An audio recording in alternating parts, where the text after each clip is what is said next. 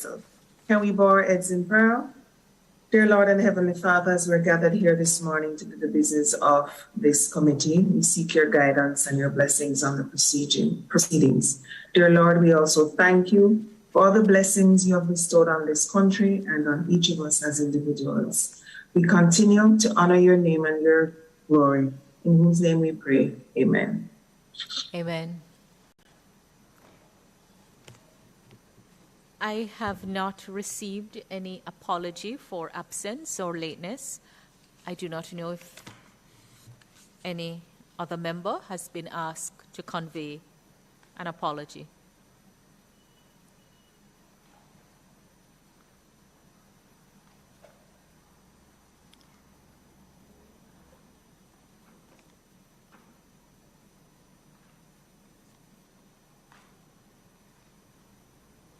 All right, there be no apology.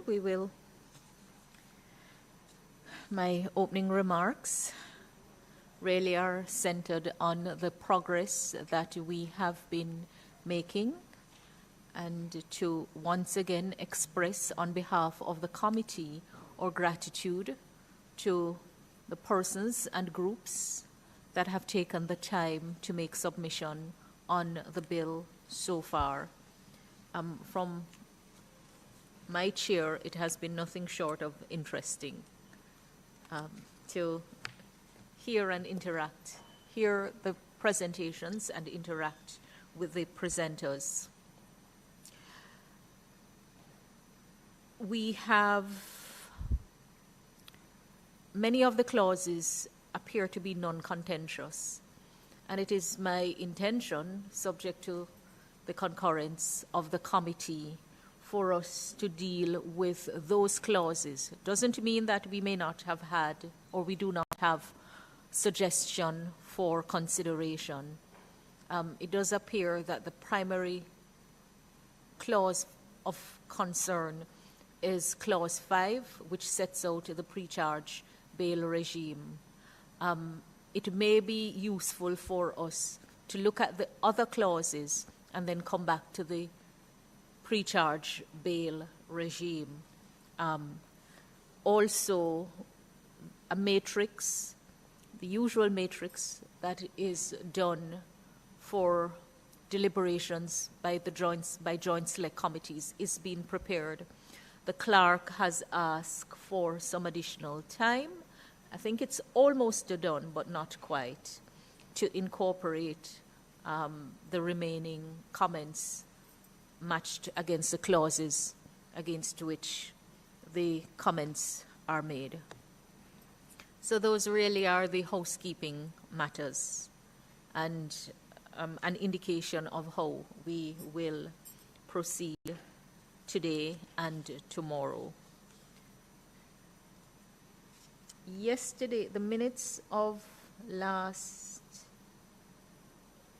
Thursday, December 6th, were deferred for consideration today.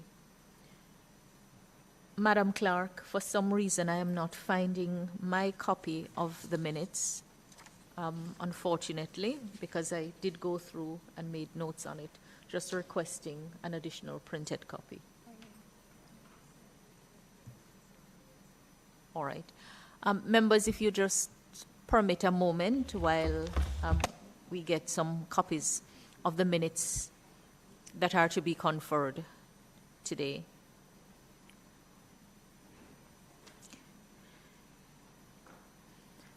New business, like I said before, will focus on the clause-by-clause review. But while we await, if any member has any issue you would like to raise, even though we are formally on the item of welcome and opening remarks, I'll be more than happy to take any comment or question. Madam Chair, it's just a correction to yesterday's agenda, which gave the date as December 12th, but I think yesterday was December 13th.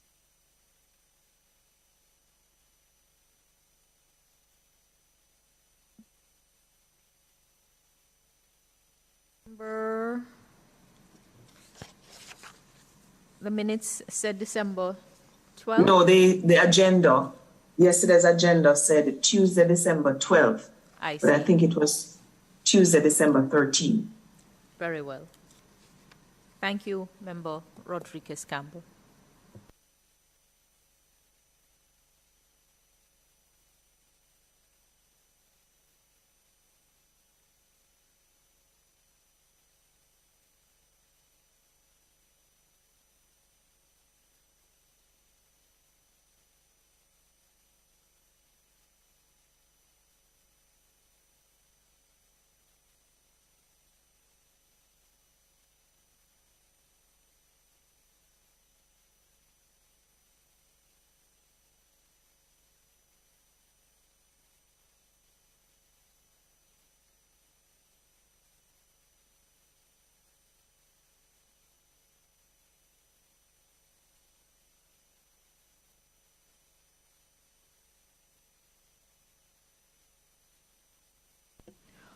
All right, let us proceed with the minutes of the meeting of the Joint Select Committee to consider and report on the bill entitled An Act to Repeal and Replace the Bail Act and to provide for connected matters, meeting held on Tuesday, December 6, 2022.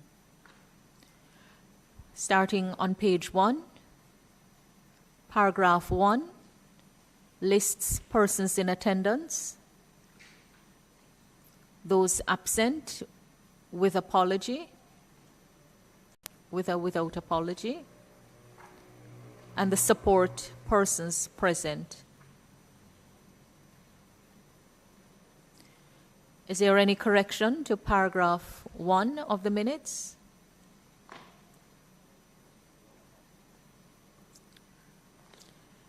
There is no correction. We move to paragraph 2.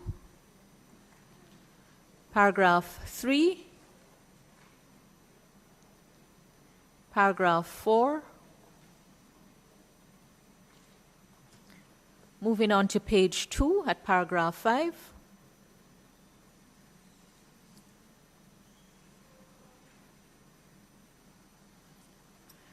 Paragraph 6. Paragraph 6 deals with corrections of the previous minutes of the meeting held on December 1.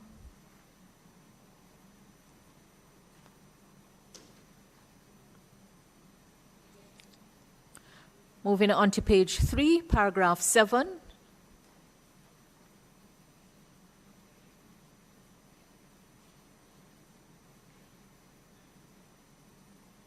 Paragraph 8, dealing with new business.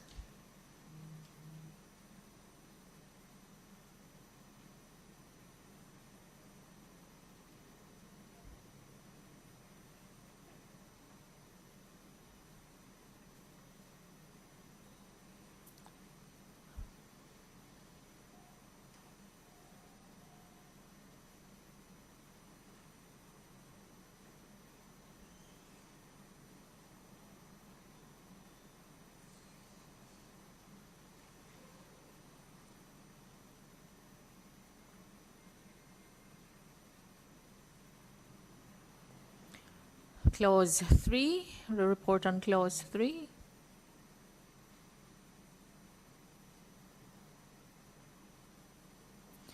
Clause 5.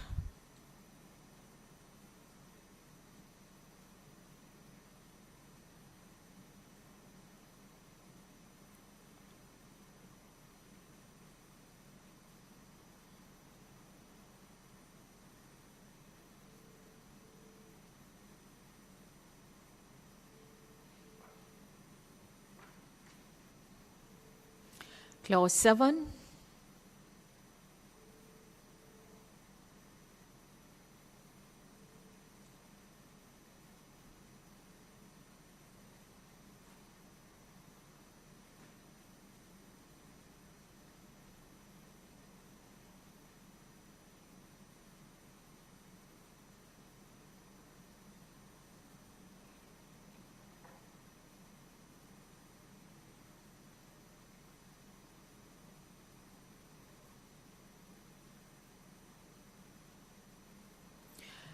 Clause, the risk that they posed, not imposed. That's the line, the sentence commencing. She noted there would be persons who were brazen and that the risk they imposed, the risk they posed. So please substitute imposed with posed.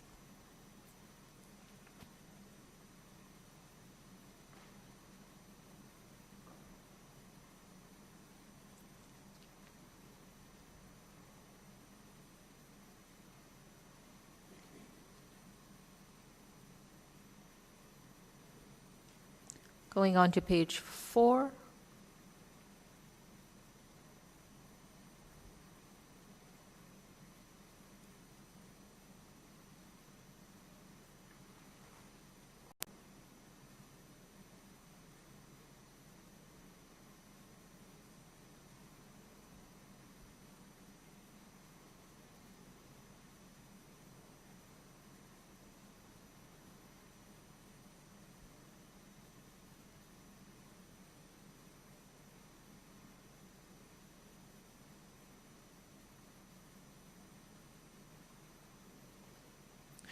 Clause 9.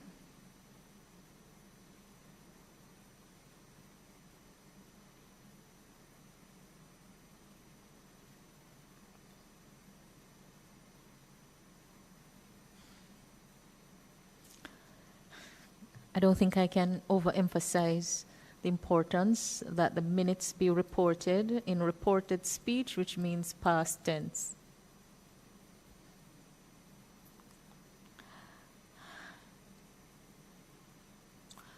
Presentation and next meeting.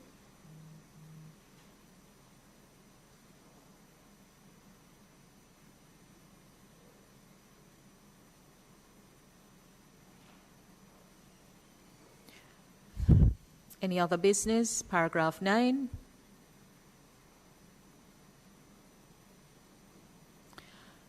(11).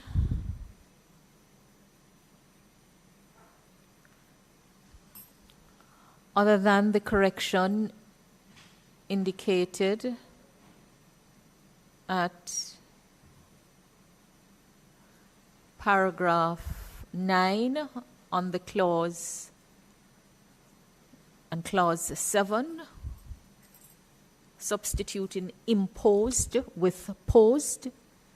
Is there any other correction? If there be no other correction, will someone move for the confirmation of the minutes?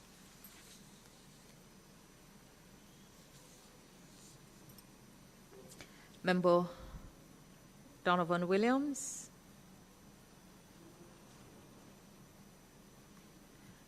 Seconded by Member Charles.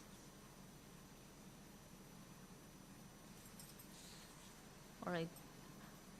Any matter arising from the minutes, though the agenda does not say that, but that's a standard agenda item once minutes are to be confirmed. Matters arising. All right, if we have no matter arising, then we will move to new business with a clause-by-clause review.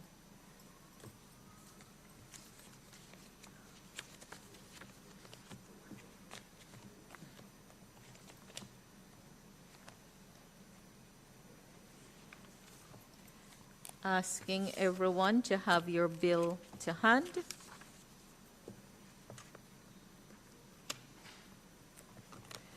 And I will ask the learned Chief Parliamentary Counsel, Ms. Judith Grant, to assist us. Good morning, everyone. Clause 1, short title. This act may be cited as the Bail Act 2022. 2, interpretation. Madam CPC, we'll just pause to just ask if there is anything to be, any comments in respect of each clause. So just asking you to bear that in mind. Mm-hmm. If there is nothing to add or change to clause 1, except for the sub one that is there. That's typo, and I know the CPC will address those matters. But that's printing error. All right, so we can tick clause 1. Thank you. Clause 2, interpretation. In this act, arrested includes apprehended. Bail center means any facility declared by the minister pursuant to section 21 to be a bail center for the purposes of this act. Sorry, question. Madam Chair? Yes, Member Rodriguez Campbell, please proceed with the question. Are we going to take the suggestion to put a definition of bail? All right. When we go through the matrix, we will look at the suggestion, but I could ask the CPC to assist in responding to that. Okay. I'm sorry? Perhaps. I'm guided by what you believe would be better way of responding, but since it was raised. Yes, well, to me, I'm not seeing the usefulness of it, given that it has traditionally had a meaning that was understood at common law. We are not departing from what is commonly understood. If you add a definition, then, well, no suggestion was made about what it should encompass, but if you add a definition, then you then run the risk of limiting the concept. So one would have to be very careful if one is to proceed along those lines. So I asked, the reason I'm curious about it, so the presenter to us who made the suggestion, Mr. Jarrett, and he cited the case of Lascelles Gardner and Horace Ellis versus the King, a Court of Appeal case where the judge, because there's no definition, the judge defined in that case. As per, I haven't looked at the case myself, but based on the submission to us yesterday, so I'm wondering if we really should just think about it, given that if we see a situation where it seems as though a judge has to come up with their own definition, wouldn't it be better for the Parliament to do that? Just to say, Member Campbell Rodriguez, my understanding of what Mr. Jarrett pointed out was that the court was dealing with bail post-conviction, what is referred to as bail pending appeal. And because after a conviction, there is no right to appeal, any provision for the grant of bail thereafter is strictly what is provided for statutorily by way of statute. And I think it was against that backdrop that the suggestion was made. But we bear in mind, as the CPC has said, that when terms have meaning in law which are generally understood, when you move to define them statutorily, you have to know upfront that you will be changing. A statutory definition can change the meaning and modify the common law understanding of it, because the statute law can modify the common law expressly or by implication. But we will consider please treat the CPC's response as a preliminary response, but indicative of the direction that I certainly would ask the committee to consider. All right?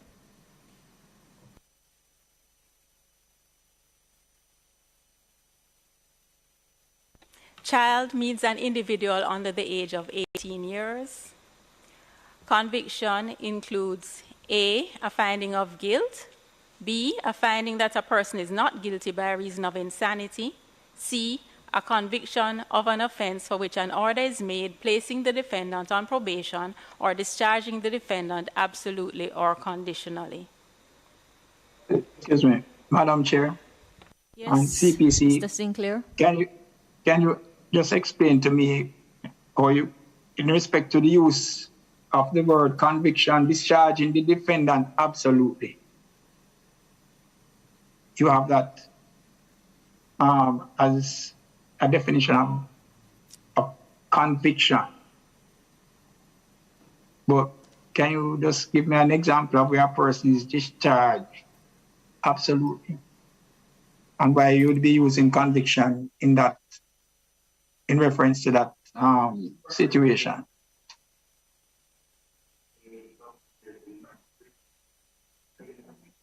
An admonishment and discharge, Mr.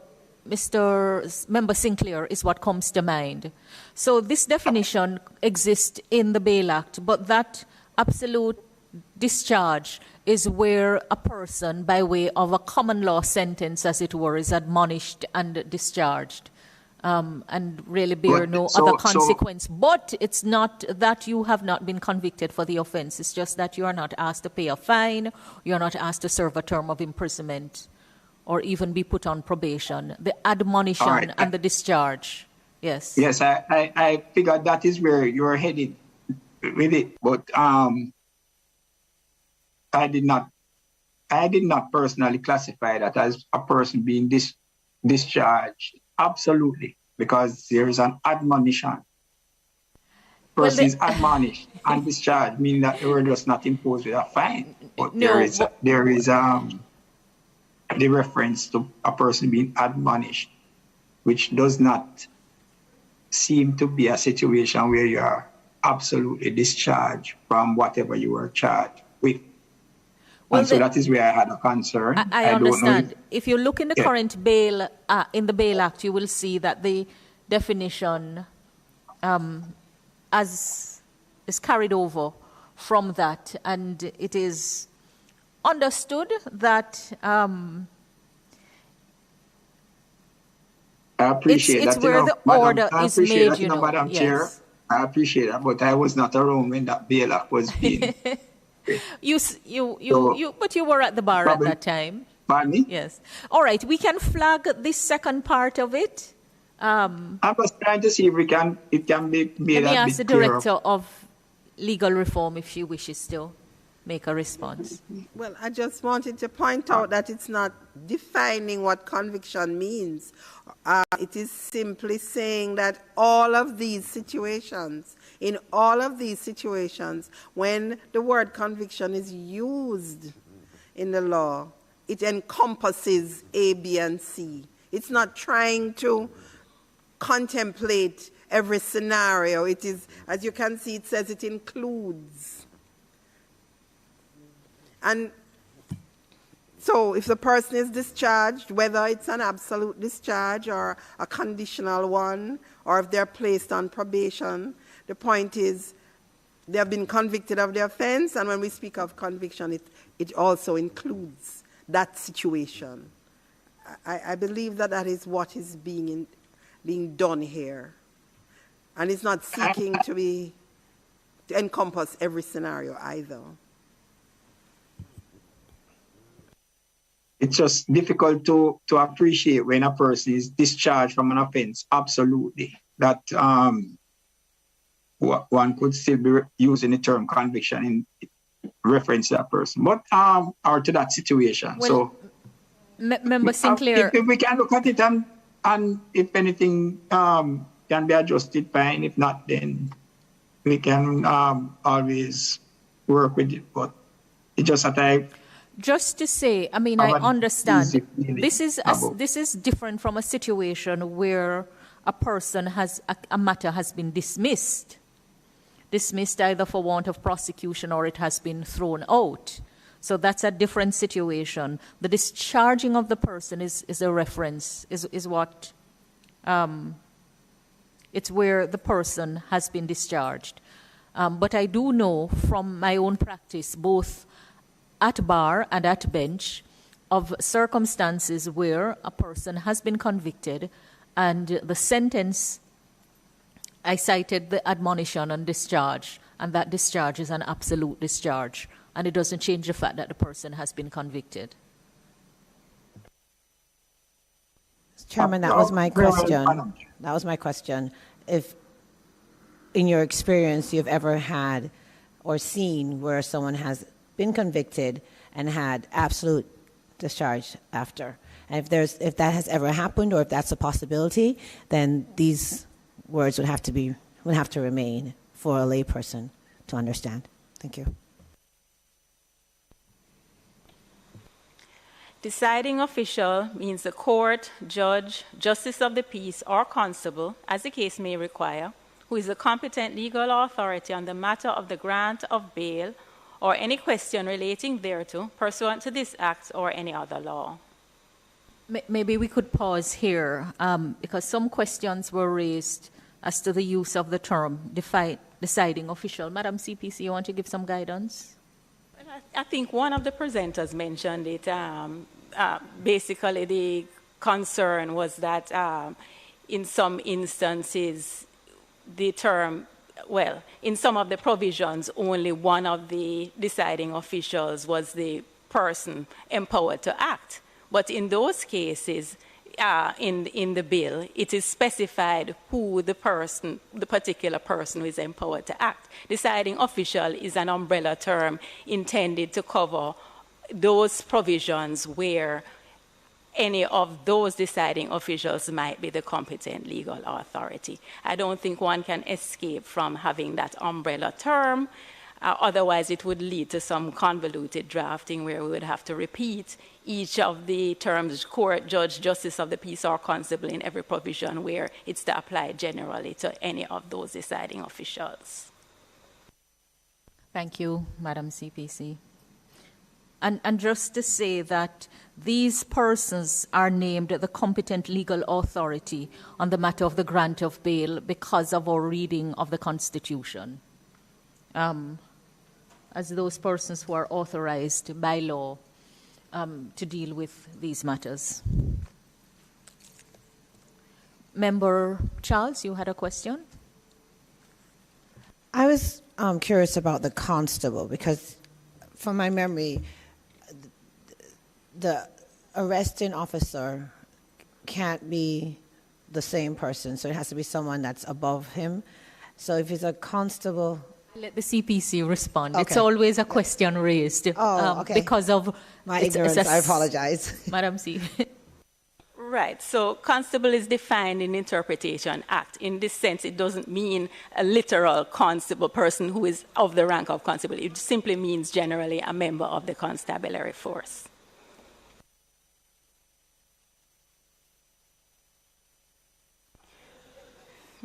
It's one that's asked all the time because a rank in the JCF is a rank of constable, which is below the rank of corporal, sergeant, etc. Right. But the term is a technical term in law, in Jamaican law. Yes. I'm learning so much. Thank you. Yes. Right.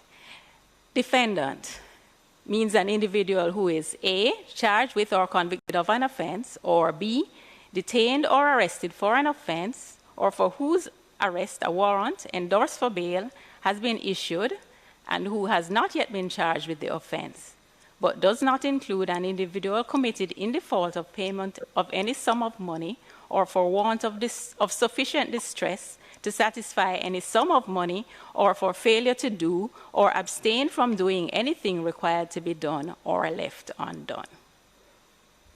All right, we'll pause for any question here. Yes, Madam Chair. Yeah. Member Campbell Rodriguez. Yes, thank you, Madam Chair. This one, as was suggested by one of the presenters, I think we should look at, especially in terms of B, has been issued and who has not yet been charged with the offense. I'm not sure if that person should then be termed as a defendant, but I stand to be guided. What was the idea behind referring to these persons as defendants? All right. Any other question in respect of how the term is used from any other member? Yes, Madam Chair. Member Fitzjackson, similar line of question? Yes. You recall I raised it in the early deliberations. And my concern is that someone was not been charged, but merely suspected of an offense, should not be placed in the same category of someone who has been charged based on evidence or witness or anything like that, but sufficient enough to place a charge on them. and to just the mere fact of now planting a label of a defendant equivalent to somebody has been charged, I think it's a big leap. And my question then, what injury will it be to describe persons not charged as just what they are, suspects? Before I ask the CPC to respond, perhaps I will ask the Director, Legal Reform, to just share a little of what we thought about behind the scene. Because we did identify at the three stages the terms that are used: the suspect, the accused, and the convict. Ms. Wilkins, you want to?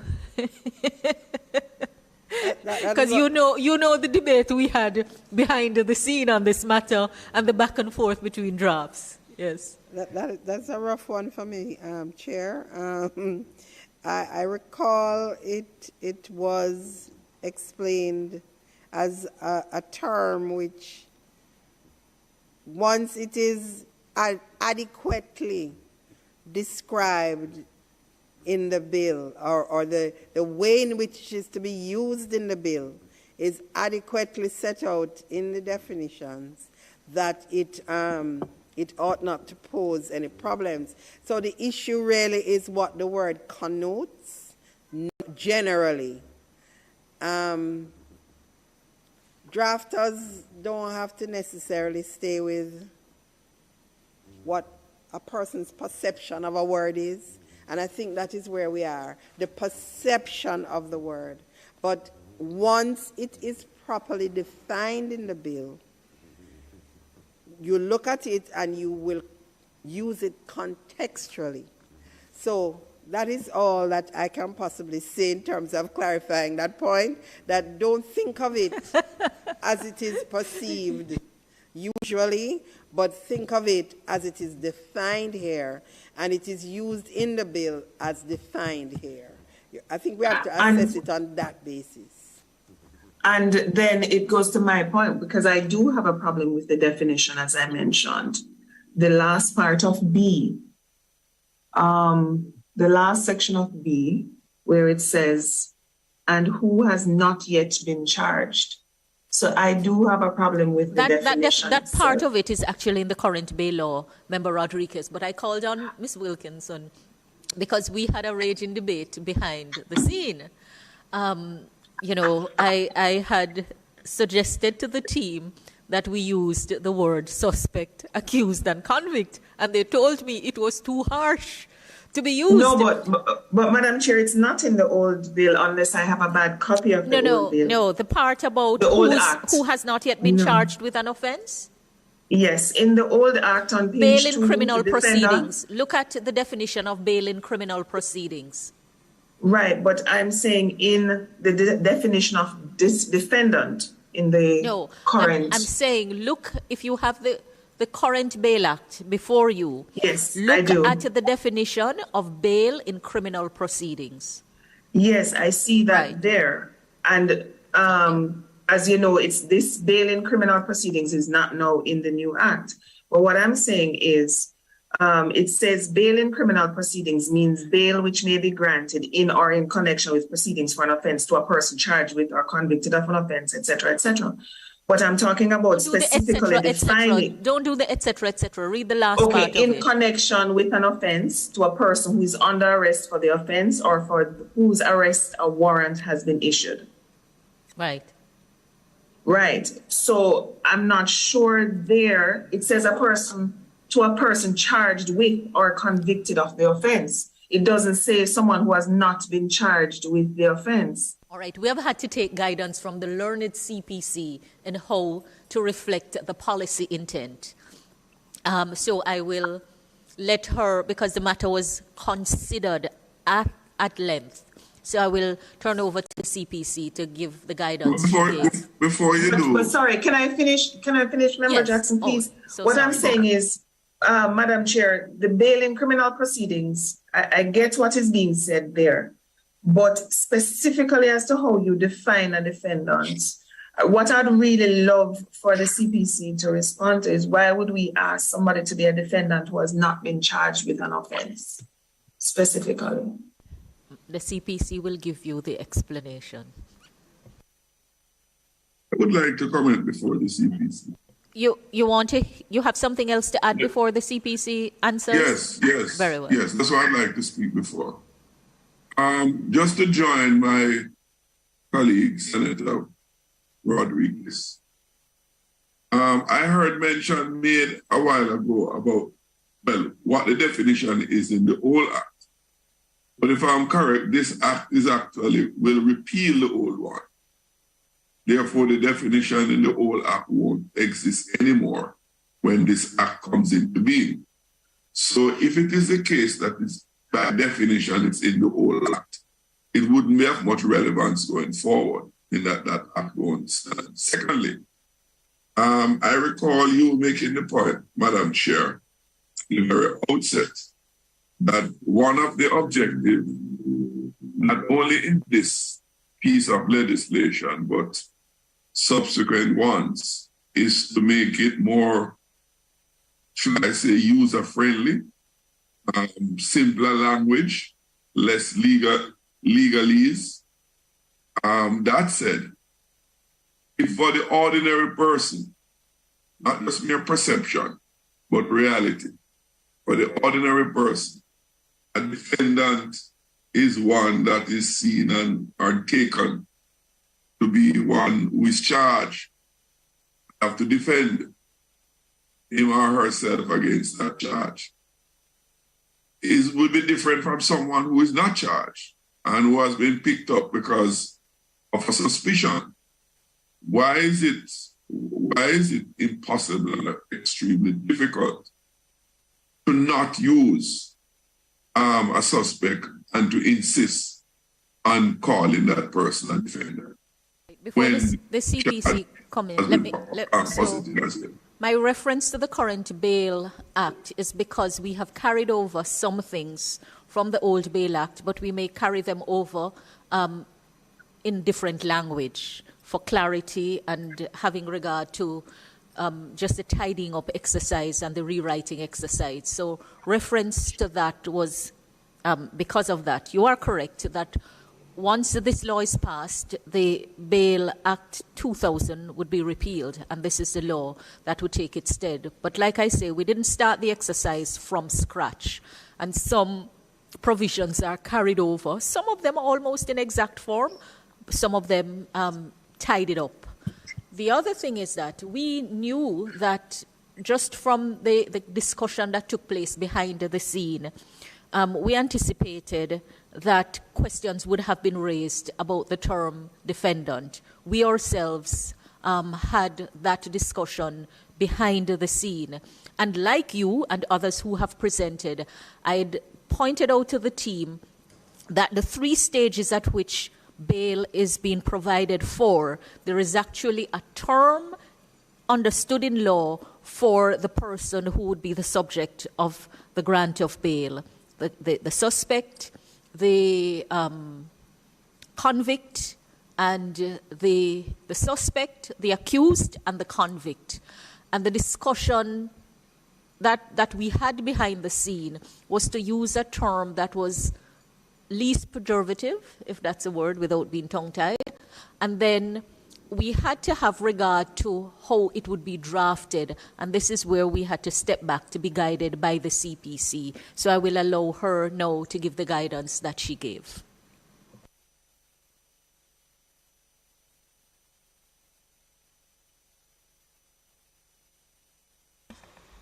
Thank you. Right. It treats the grant of bail at 3 different stages of criminal proceedings. One is pre-charge bail, second, bail after charge, third, bail after conviction. So there is therefore a need for a general term that would cover all those 3 categories, and defendant was the term chosen. Considering whether that is an appropriate term now, some of the presenters ascribed a narrow meaning to the term defendant to mean a person who is charged. But in its ordinary meaning, defendant is capable of a much wider meaning. Ordinarily, it would mean a person against whom action is taken, whether in civil or criminal proceedings. So it is rather restrictive to latch on to a definition to suggest that it means only a person who is charged. And there are examples in legislation where the term defendant is used in this wider sense. For example, in the Evidence Act and in the Judicature Parish Courts Act. All right, so certainly in terms of the pre-charge bail, the Constitution itself does contemplate that a person who is detained before a charge is already a person involved in criminal proceedings. And we can see that from the language used in Section 14.2 and Section 14.3. In fact, 14.3 talks about says a person who is arrested or detained shall be entitled to be tried within a reasonable time and shall be brought forthwith or as soon as is reasonably practicable before an officer authorized by law or a court, and 2, released either unconditionally or upon reasonable conditions to secure his attendance at the trial or at any other stage in the proceedings. So clearly the person is already involved in the proceedings. Now 14.2d, on a lighter note, talks about communicating with and retaining an attorney at law. That's the right of the person who is arrested or detained. Now, such a person, I would think, would be hiring a defense attorney. So I don't think it's far-fetched to say that to describe that person as a defendant. Now, the second issue surrounding the use of the term defendant was that whether there was a stigma associated with it or some prejudice. And I think that the notion that there's a stigma or prejudice attached to it runs counter expressly to what is in Section 16 of the Constitution, which is the presumption of innocence. So that would be my response. Chairman, can I just ask the CPC a question? Yes, Member Minister Chok. Right.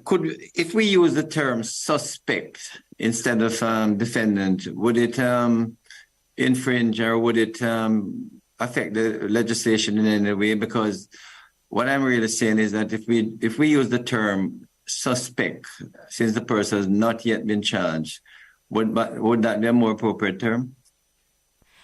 So remember at the outset I spoke about the need for a general term which would capture all 3 categories. So suspect would only cover the pre-charge person. It wouldn't cover the convicted person or the person who has been arrested and charged, which is why the term defendant was used, because it captures the person who through all stages of the proceedings.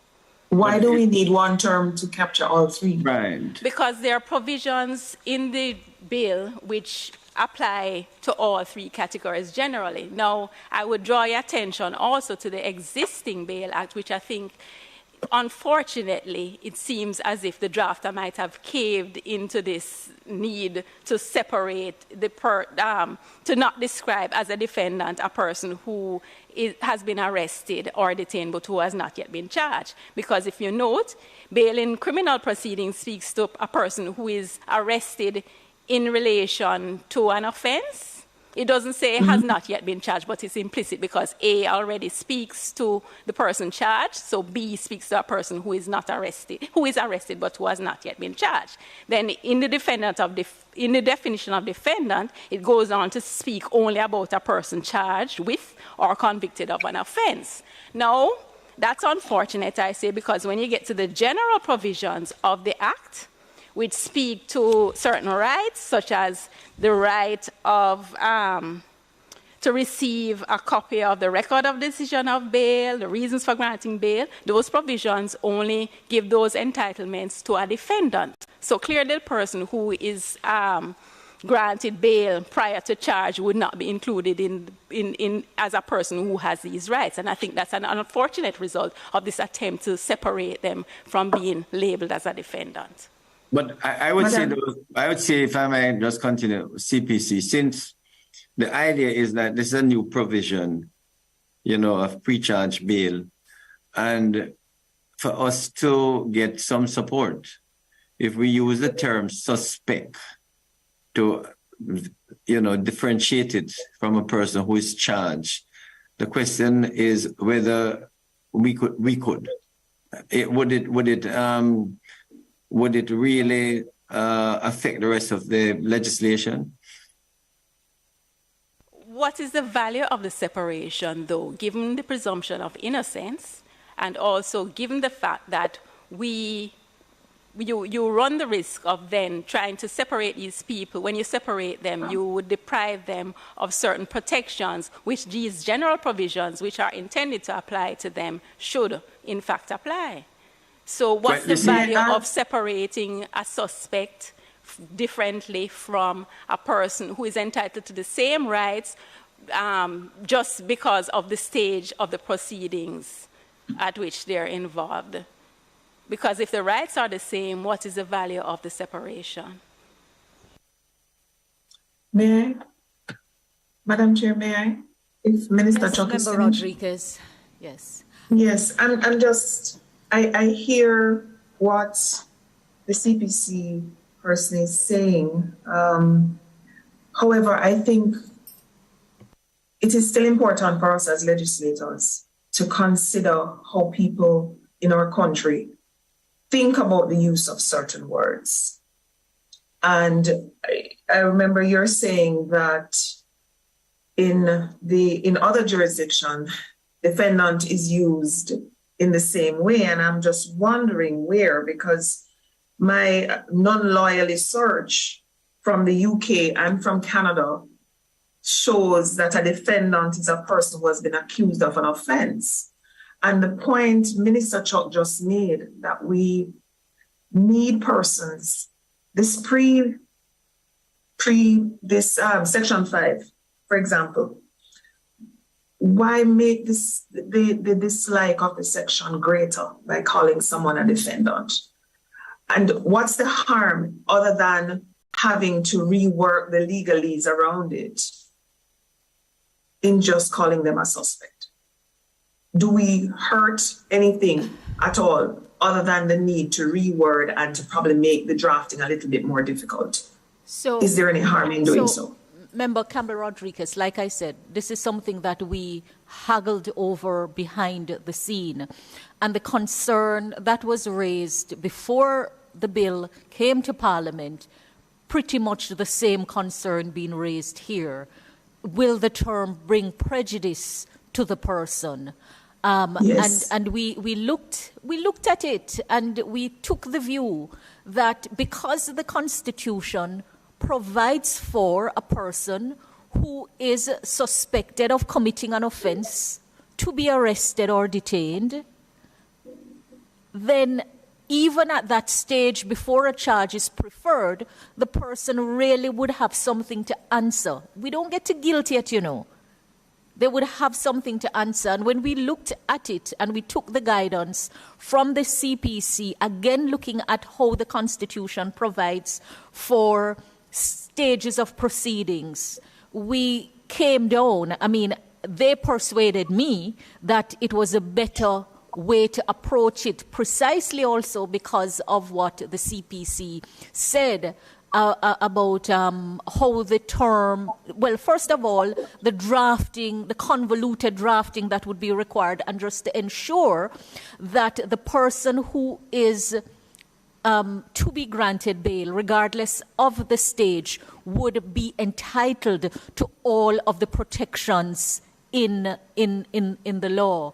So the notion that the term defendant is prejudicial, I think it perhaps does not give sufficient regard to the fact that if you are arrested or detained on reasonable suspicion that you have committed an offense, you really have something to answer to at different stages. And answering to something at different stages doesn't mean that you're ultimately setting out a defense when it comes to trial. You do have rights also that the Constitution itself provides for, and that in practice we have provided for. So the presence of duty counsel, for example, what will happen if you become the subject of a question and answer, how the judge's rules apply, the guidance that needs to be given, all of those things which are guaranteed in the Constitution and which Member Chuck, as Minister of Justice, ensures that those are in place at every point, police station where persons are detained or arrested. So I think that it just requires a broader appreciation of where we are. You know, the notion somehow that a person can be arrested or detained as is for the reason set out. Because remember, you know, the arrest or detention is so that the person can be brought before the competent legal authority. Yes. Madam Chair, I just want to say you're asking for a broader appreciation, and I respect that, but I'm also asking for a broader appreciation of the fact that we're making these laws to make Jamaica a better place overall, and how people feel matter. And I'm saying I'm still not convinced at all that we should be calling people who have not been charged a defendant. And it matters to some people. It's a small thing maybe, but it does matter. And I would like us to reconsider it. I would love to see where it is defined as such elsewhere within the Commonwealth, because I'm not seeing it. So if we could just maybe come back to this issue, and the CPC or whichever legal entity can send us where it has been defined as such elsewhere, because I'm not seeing it, and I'm not comfortable at all, madam. And I would appreciate, you know, that broad appreciation of that fact. Chairman? Madam Chair, I just wish. Member Williams, then Member Jackson. Yeah. So, Madam Chair, this act, well, this bill is divided into essentially three regimes. You know, we have the pre-charge bail, we have bail after charge, and then we have bail in relation to conviction. Now, what I'm understanding from the CPC is that the use of the word defendant would, in a sense, provide protection, and, you know, it would not preclude the application of other general constitutional principles or benefits to the defendant. Now, what harm would it do us if we were to, in the definition section, and what harm would it do us if we were to say, since we have three regimes, or we'll cover 3 areas, if we were to say, a suspect is defined as, our suspect means such and such, person who is, has been apprehended or arrested with unreasonable suspicion of committing an offense, and go further to say a defendant is defined as someone who has been charged with an offense, and then say in relation to conviction, a convict means, well, we have defined that above. So would that additional, you know, that 3-tier approach to definition, how would that then, in my view, preclude, I'm seeking for an example of how a definition, that approach to defining each individual under the categories of bail, how would that doing that prejudice the general Williams, application? I tell you, I am utterly amused, because if you ever know the debate that raged behind the scene, because when I came to it as the minister from a policy perspective, that was what I had put out. We have to take care in defining words. So a word that is used without a definition is interpreted in its ordinary grammatical, by its ordinary grammatical meaning in context, in the context. If that interpretation, that rule of interpretation leads to an absurdity, then you resort to the other rules, as you would know as counsel. So there would be no need to define suspect, because one of the ordinary meanings of suspect is a person suspected of committing a crime. But like I said, I gave way to the guidance that the CPC provided. I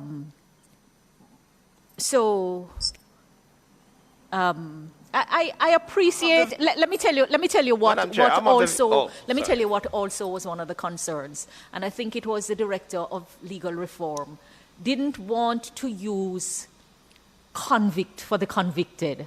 Yes. Because she felt it was harsh, though it was a reality. Ms. Wilkinson, I'm not necessarily outing you, but you would recall the discussion that raged behind the scene. So again, also looking at how the term is already used in Jamaican law. But Madam CPC, yes. You can just... Yes, I had referred Madam to Chair, that just before. a follow-up on my... just a follow-up here. You see, so we are trapped, in my view, we're in a kind of paradoxical trap.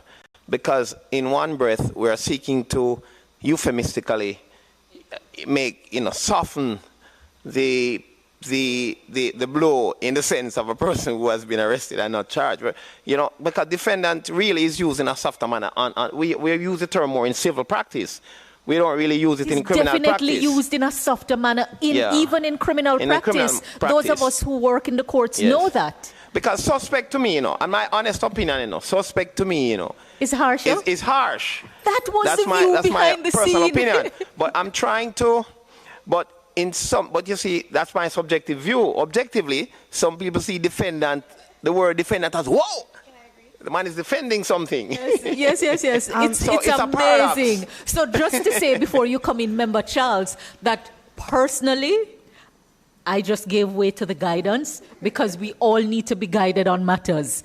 But I think we're all pretty much speaking to issue that we had to grapple with behind. But since the drafter had to draft it in a way that made sense without having to go through convoluted route, and also people don't understand that when you draft, and this is something that I am learning in a greater degree, just because of my closer proximity to the process.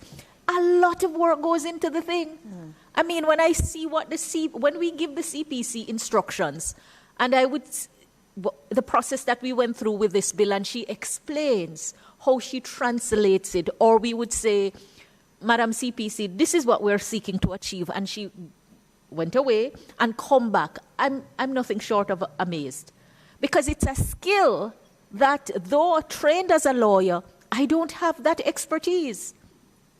So that, and when she drafts, when they draft having regard to principles of law, to avoid confusion, look at how terms are used in statute law, at common law, constitutionally also, etc., etc. And I think this is what many do not understand, what actually goes into the lawmaking process. So sometimes we would want to define everything to narrow it down, because as lay people, you do that, you run into a lot of trouble. But just to say on this, I am not holding out. I am being guided by the drafter and just ensuring that at the end of the day, because some prejudice will exist for anyone who is accused of committing a crime, right? Because at the end of the day, you may be acquitted. And that acquittal doesn't mean that your initial arrest or detention or charge was bad. It just means that something may have happened that proof beyond reasonable doubt was not made out. And so, by virtue of the presumption of innocence and due process, you can't properly be convicted. Some people have been convicted and have to wait through a long appeal all the way to the Privy Council to get acquitted. And it doesn't mean you would not have suffered some prejudice, but you're going through the process, the due process at the end of the day. So the notion that somehow you can properly, legally and constitutionally entangle with the criminal justice system without some form of prejudice is a false notion, but is whether it's how you balance it. Madam Chair. Member Charles.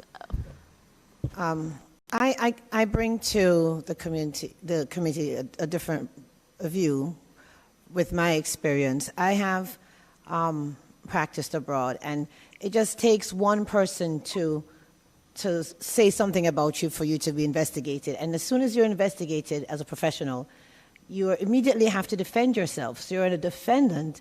And then after they've done some preliminary, if they think that they suspect, then they move forward. If they don't suspect, it's even dropped before you even become a suspect to become accused, to become convicted. So I think that the word defendant, not only does it cover all three, but it simplifies it.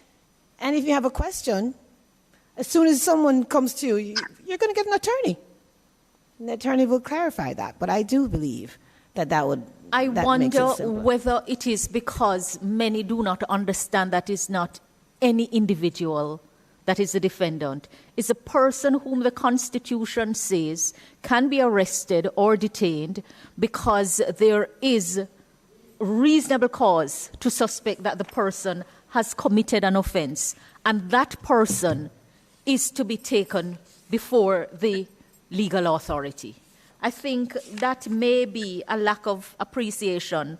So the arrest or detention is for the purpose of bringing him before the competent legal authority, because it is on reasonable suspicion of the person having committed an offense. I think that important point is missed, because somehow it is Madam believed. Chair, I didn't miss it. No, I did not miss it. I understood it very clearly, and I'm still asking for us to delay further deliberations on this matter so that the CPC can provide me or the committee with what they said they found in other jurisdictions where persons who are not charged with an offense are called defendants. Madam Chair, this is a point that I feel passionately about, and I feel strongly about it. And I would appreciate being given the courtesy of being shown this research, which shows this, because I am strongly against this section, the definition. Madam Chair. And it's not for a lack of understanding or anything along those lines. It is the fact that we have to think about social policy within the law and the message that we're sending. And I really would appreciate being given the opportunity to see this research, because mine is showing something different. But again, I'm not an attorney, so I stand to learn from CPC. But Jackson? Madam Chair, I fully and completely support the point raised by Member Rodriguez just now. And the point did not miss me either.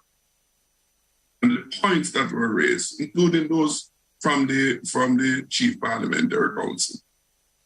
And Madam Chairman, be mindful of the fact that at the end of the day, when the bill is passed, the records will reflect, or the bill will represent what the lawmakers' feelings are on this matter. We get the technical advice, yes, but at the end of the day, it is our call. And as Minister Chuck indicated earlier on, what will be this insurmountable injury if it was, as is being suggested by some of us, to be a suspect? What is that insurmountable injury? Why it can't be? The law must reflect what the parliamentarians feel on a matter. Guided, of course, by the legal principles. And as I say in closing, as Minister Chuck said, ask, what will be the injury if that is used? And if there's no great injury, or none at all, no insurmountable injury, why is it that we're so reluctant? It's like we're becoming very, very dogmatic on some of these points. I fully support the point that Ms. Senator Rodriguez says, is that we have to think about these things in a social context also. I have a question. With the change or addition to removing the word defendant and adding suspect in that section, would that have to change several other parts of the bill? Before the CPC comes in, members Jackson and Campbell Rodriguez, the strength with which you have put your concern still pales in comparison to how strongly I had put it behind the scene. And then just having to step away because, like I said, I spent many years in the criminal justice system at bench and bar. And I know, I understand it, whether some may believe it or not, with a depth that not many in the parliament understand it. I've seen it from all sides. And personally, I come with an experience and a goal of doing the best to strike a balance, because my view is that law do not operate in a vacuum. We haggled a lot on this, but it is quite interesting to hear that members of the committee are of the view that it is less prejudicial, because that's the reason that the suggestion is being made, as I understand it, to separate out the term and refer to the persons as the suspect, the accused, and the convict, because that is what will result. Let me ask the CPC again to respond. Well, we're talking about a separation to talk about a suspect, but at the outset I spoke about the need for an umbrella term specifically because provisions deal with all of the categories. So nobody has suggested what the appropriate umbrella term would be to replace defendant. And again, I've been told to provide examples, but at the outset I referred to the Evidence Act and the Judicature Parish Court Act, which are pieces of legislation from our jurisdiction. I didn't refer to any other Commonwealth jurisdiction. But those pieces of legislation treat with both civil and criminal matters at various stages. And in those acts, they employ the term defendant to speak to those general categories. Madam Chairman, I don't think it's fair to say nobody has suggested an alternate. I suggested the term detainee. I'm not saying it has to be accepted, but it was suggested. No, Member Bunting, I think you're a little mistaken. That would only apply at the original stage. What the CP is saying is that the need for a term that would cover all three stages. So yes, you're a detainee, and you know, a detainee, I think I had said it, but if I hadn't, let me now clarify that the detainee would not necessarily cover this particular case. Let me see, because a detainee can be a detainee for other reasons. Well, it's not free from stigma as well, Madam Chair. For reasons of stigma.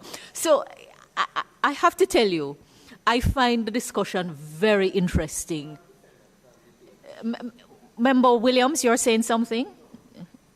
Member Williams, you were saying something. The mic is off. I was saying, if I were to choose between defendant and detainee in the circumstances, I would rest on defendant. And I prefer defendant than suspect. I don't like detainee. I prefer defendant than and of course, suspect. detainee is limited. No, so just to note that what we're seeking to achieve, I don't think there is any dispute that we do have a term specific for each stage. Where you are suspected, where you have been arrested or detained on reasonable suspicion of having committed an offense, you are a suspect, right? Where you have been charged, you have been formally accused, and you're an accused.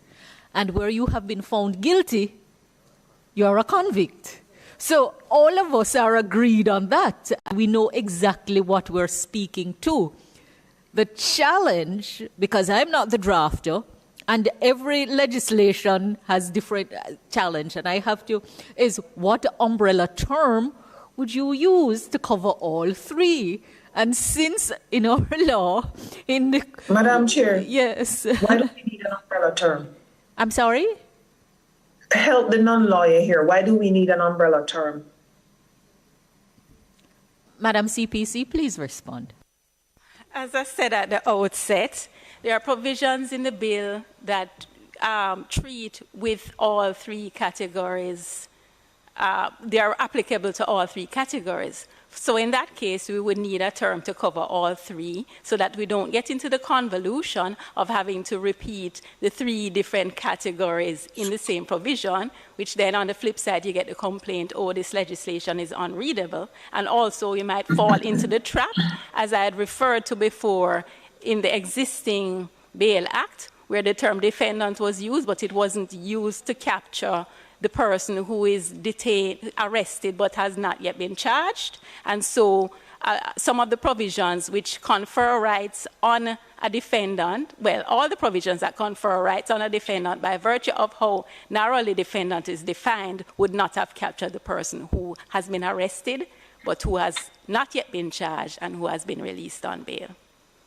So then are we in a situation where it's either we call someone who has not been charged a defendant or we use more convoluted language? Is that the trade-off we're making? Appears so, among other things. Yes, among other things. Among other things.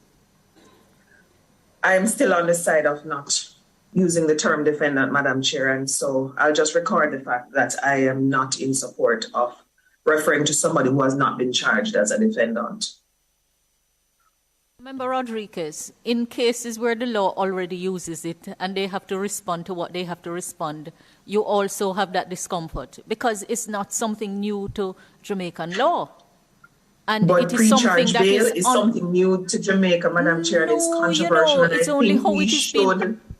We should, as much as possible, think of the social effect of some of our actions, and especially with regard, and I won't detain the committee any further on this matter, Madam, but I want the records to reflect I am completely against this. I'm not convinced by any of the arguments made, and I'm just not for that point at all. My conscience couldn't allow me to support that. Because you think it's prejudicial? One, I think it is prejudicial, and I do not think it matches the law in any other Commonwealth jurisdiction. Nowhere else have I seen evidence, and maybe I need time to look at the other two pieces of legislation that were mentioned locally, the judicature and the other one. I have not looked at those, but I'm not finding it, and I'm just wondering why we are putting ourselves in that position. So I won't detain the committee anymore, but if there are other arguments, I'm happy to hear them at another time, but I'm not in support.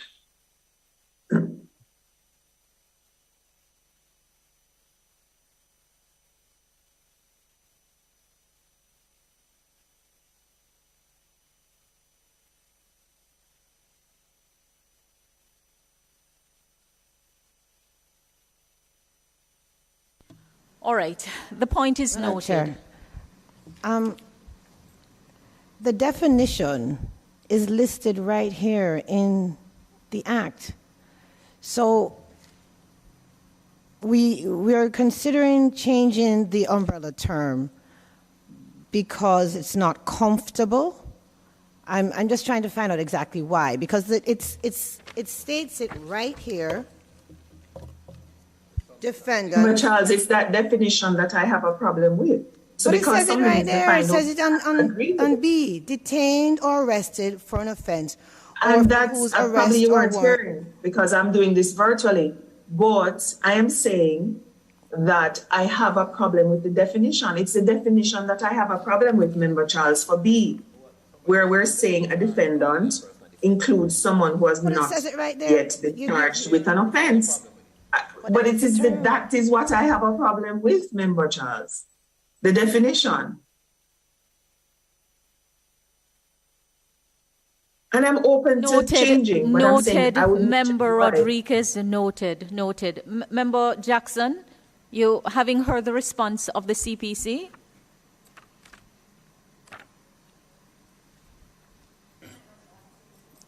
Member Jackson, your hand is up. All right, until you come back, Member Charles. One more question, CPC. So if we use the word suspect, you would have to put right in the same location where defendant is suspect means an individual is, you'd have to still break that down there. No? No, as Madam Chair pointed out, suspect is commonly, the meaning is commonly understood. So we wouldn't be departing from the ordinary meaning. The whole purpose of a definition is not to regurgitate what is the ordinary meaning. So if it is commonly understood that a person, if persons commonly understand that a defendant means a person who is charged with an offense, then we wouldn't have needed to define it. But because we are making precise what we mean, because defendant is capable of a wider meaning, that is why we have defined it here. Now, I'm not sure why there is discomfort with it, given that the term defendant is used not only to refer to persons in criminal proceedings, but also on the civil side. Because it's not commonly understood that way, that's why. Well, so that's why it's defined here, because it's not commonly understood, and that's the discomfort. No, right. but it might not be commonly understood, but the usage exists. Right. So if a person, I'm not sure that there's a stigma attached to a person who is a defendant in civil proceedings. So I'm not sure why we're having this discomfort, this label of attaching the label to a person who is involved in criminal proceedings as a defendant, especially when you have a presumption of innocence. You have to defend. Yeah. Minister Campbell. Madam Chair. Member Sinclair, I'll take Member Sinclair ahead of Member. Yes. You know, I think we have spoken around this particular issue for quite a long time. And I just tend to agree with the CPC. The definition is there. I think Member Charles also indicated that in the definition section, it states what the reference is to. Term is a broad term that is used in civil and criminal. I can't see any other term. You put in any term, person of interest, detainee, as the case may be, the issue of it being prejudicial is still going to be prejudicial to the individual. But the definition section does indicate what a defendant, who is included as a defendant. And I can't see how any adjustment is going to improve the situation. I think it's a matter of semantics. And I think that we have just wasted a lot of time on this particular discussion. That's just my view of it. Thank you, Madam. Thank you, Member Charles. Minister Campbell. I won't be as caustic as my friend Senator Sinclair, but I think significant time has been spent dealing with this issue. And I just, for the benefit of perhaps Member Rodriguez, when someone is detained and brought before the court and there is not sufficient evidence, counsel has the opportunity to bring that matter for an habeas corpus application. What do you describe him as in those circumstances? Yes. I'll answer it this way in a rather odd way. He is, for those purposes, a defendant because he's detained and has not yet been charged. And the court will then consider his application and order him discharged or charged at a particular time and date. So I don't see any offense by using the meaning given to defendant in its present context. I think it's adequate to deal with all the situations which arise. Thank you. Minister. Jackson, I see your hand up. Oh, all right. Miss, you want to say something? Yeah, Minister, I'm just saying that a significant amount of discussion took place. Well, several persons who made submissions raised this issue. And I'm thinking that perhaps it will be more useful, because we will have to revisit it when we get to the matrix, and perhaps it will be more useful if we did some background research to really and truly look at how this word is used.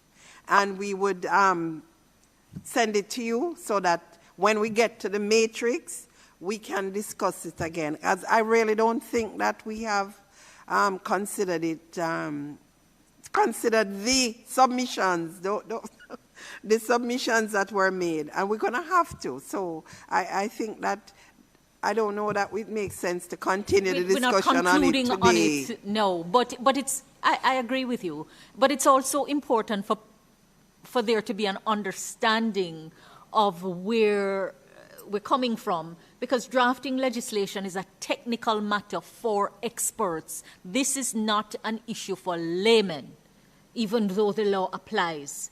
And the point is not lost, that the law has to be understood in context.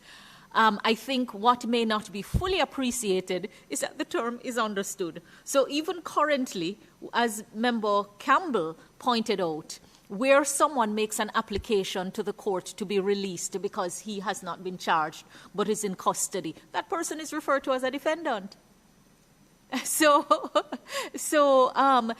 to the extent that the concern is about prejudice from the label, practically any label can connote some level of prejudice. You know, it just shows the extent of the public education that is required. I say for myself, my starting point was the division between among the convict, accused, the suspect, the accused, and the convict. But I bear in mind that when you create policy and you give drafting instructions, the instructions have to be translated into legislation, and I have to give way to the experts. And it doesn't mean that any concern raised is disregarded. It doesn't mean that at all. But if it is that we are looking for a term that is least prejudicial, and we have the term used in Jamaican law, as it is used in other jurisdictions too, and it covers the categories without bringing sharply into your face, the detriment that flows, because detriment flows at every stage. But we will have to come back to it because it is one of the issues flagged for consideration. Chair, the point that was just made about the research, which is what I asked for as well. Can I get a confirmation that the research will be done? Will you accept the recommendation that the research be done and shared with the group, or no? Just to say, Member Campbell Rodriguez, that the CPC pointed out two areas of law, extensive law. The evidence act that we have is not an act that is unique to Jamaica, because there is a context in which the laws are passed, and in particular matters of evidence. So though you're not a lawyer, you can begin there. The Director Law Reform has indicated that they'll bring something. I know the AGC is on, so I wonder if Mr. Foreman may want to weigh in before we move on.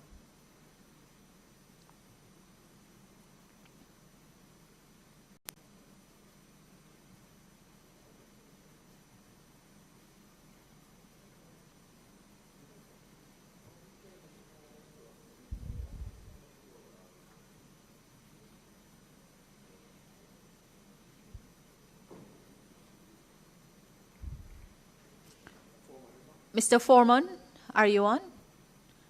Member Jackson, is your hand still up? If it is not, would you just take it down? I see Member Bunting's hand up. Member Bunting? Mic check. Here we go. Mr. Foreman is on. Just hold Member Bunting. Yes. Yes, apologies for that, Chairman. I would say I suggestion made by Ms. Wilkins. I think that would be a prudent course to take, particularly in light of the fact that we don't have the summary of the submissions made in the form of the matrix that would allow further consideration of the specific policies on which various schools made recommendations to this effect. That at the moment appears to largely be a policy preference, and strictly speaking, a new matter. However, if a decision is made to change the language, it will have implications for other aspects of the legislation for the reasons that the CPC gave, so that consequence on any decision made to effect further consideration will have to be made to the bill. But I agree with the proposal made by Ms. Wilkins. Very well. So you were not coming across very audibly, but I think you are echoing the point made by Ms. Wilkins that we await the matrix to get a broader picture of the concerns raised. Member Bunting. Yes, thank you, Madam Chairman. Let me say firstly that I don't at all agree with the dismissive way in which Senator Charles Sinclair addressed Senator Rodriguez Campbell's concerns. In fact, I am very hopeful that having her conscience having been raised and her awareness raised as to the prejudicial nature of the whole scheme of this detention, pre-charge bail, and the detention that's going to be applied across such a wide range of offenses. We're not talking here about suspending the rights of persons who are suspected murderers or other so-called violent producers. Since I've been in Parliament, almost the vast majority of offenses created have imprisonment, say fine and or imprisonment or straight imprisonment. And therefore, we're talking about a very, very wide range of offenses for which these pre-charge detention and bail would apply, which can be for very extensive periods of time. So I think it is something that we must proceed with the utmost caution on. And you know, while the word, the concern may be seeming to turn on the word and how prejudicial it is, the wider concern is how prejudicial the whole scheme is. So, you know, I think it is well worth spending time raising our awareness, raising our cautions about the risk of abuse and the abrogation of the rights of our citizens that is embedded in this bill. So I don't think it's a waste of time at all. Thank you, Member Member Bunting. Again, I foresaw this discussion. I foresaw it, and the team behind the scene, we had encountered it vigorously in the preparation stage. I hear it being repeated about the prejudice, but I want to remind of the benefits of this scheme. The Constitution permits the deprivation of liberty for reason, and let me start again. The Constitution of Jamaica permits the deprivation of liberty of someone, permits the arrest or detention of a person who is reasonably suspected of having committed an offense. The Constitution of Jamaica permits the arrest and detention of a person for the purpose of preventing that person from committing an offense. The Constitution of Jamaica, where it permits the deprivation of liberty through the arrest or detention of a person because that person is reasonably suspected of having committed an offense, says that the person must be brought before the competent legal authority. The Constitution forces us to consider, once you have arrested or detained someone on reasonable suspicion of having committed an offense, what do you do with that person?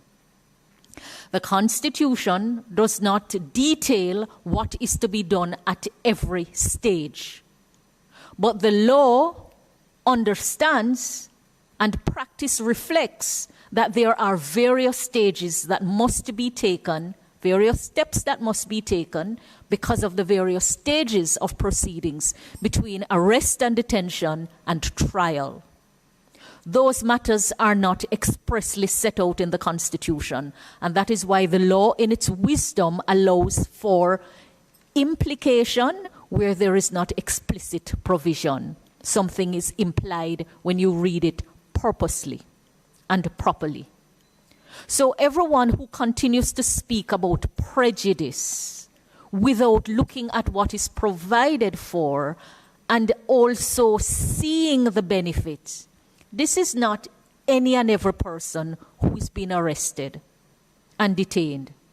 This is a person that the Constitution says it is okay for you to arrest and detain him for the purpose of bringing him before the competent legal authority because you reasonably suspect him to have committed an offense. And the dilemma that we have faced in this jurisdiction is, what do you do with such a person at the different stages of the proceedings that follow?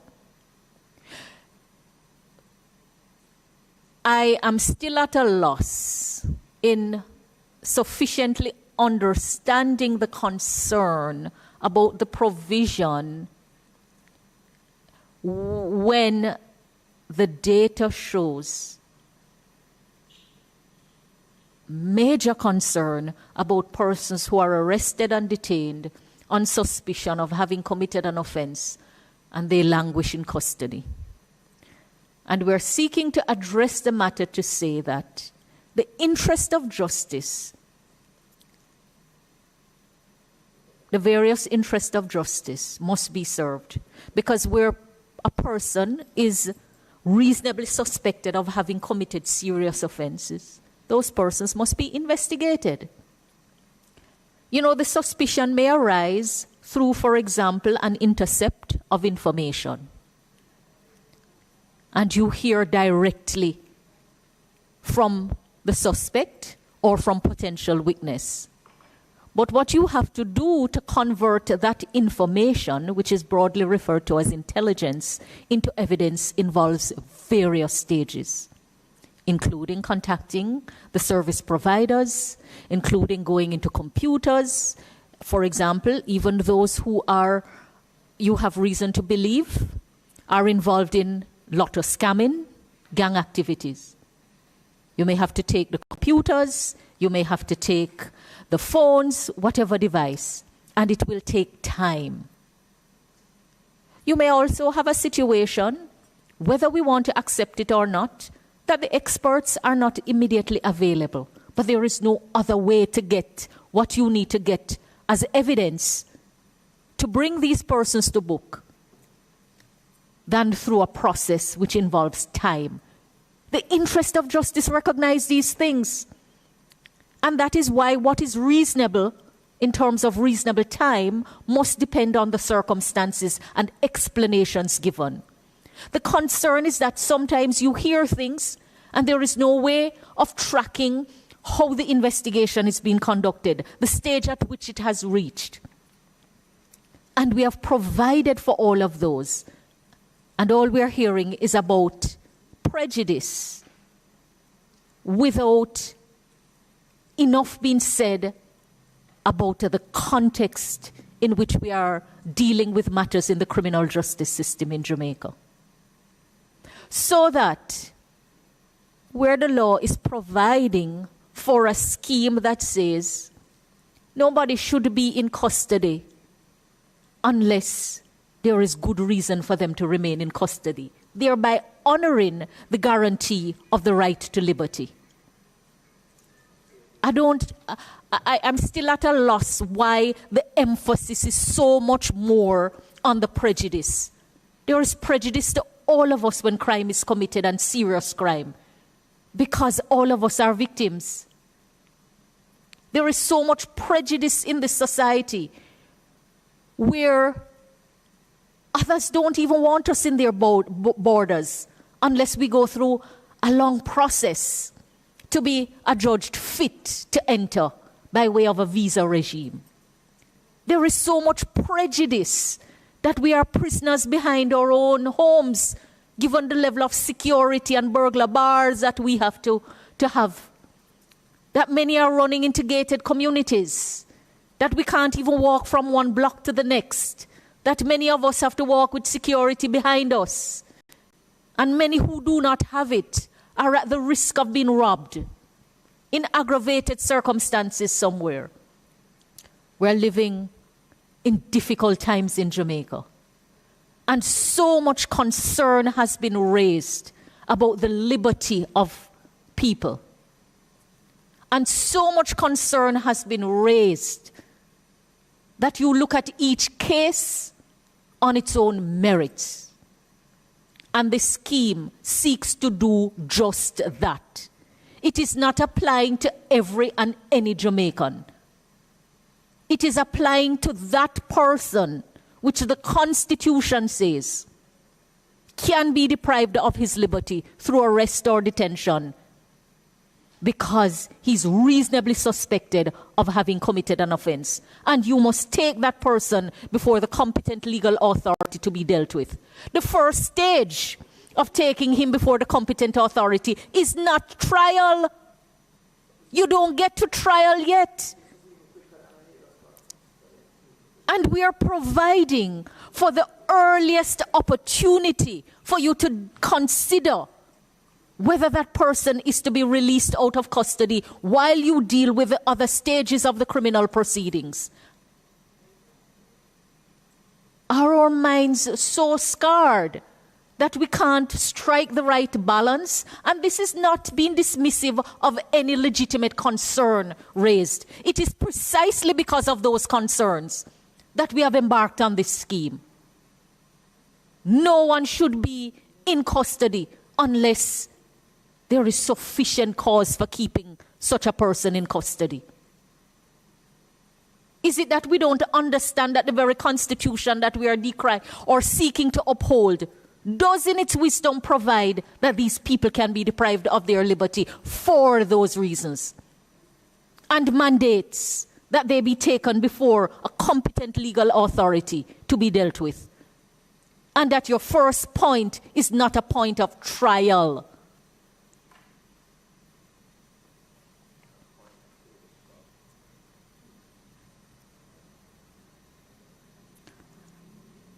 I really am trying to understand, because I do come here with an open mind.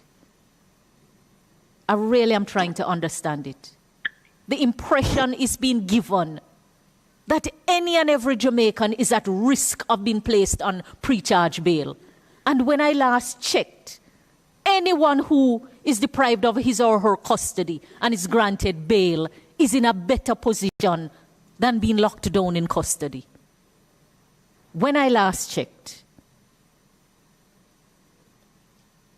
and when I last listened to people who have experienced arrest or detention, that even with conditions imposed on them, it is a better place than being locked down in custody. The law is not a law that applies to any and everyone. The law is a law that applies to someone who has been arrested or detained on reasonable suspicion of his having committed an offense, and who must go through various stages in the criminal proceedings before they get to trial. And the question is, how do you deal with them at the outset when they have been properly, legally and constitutionally deprived of their liberty?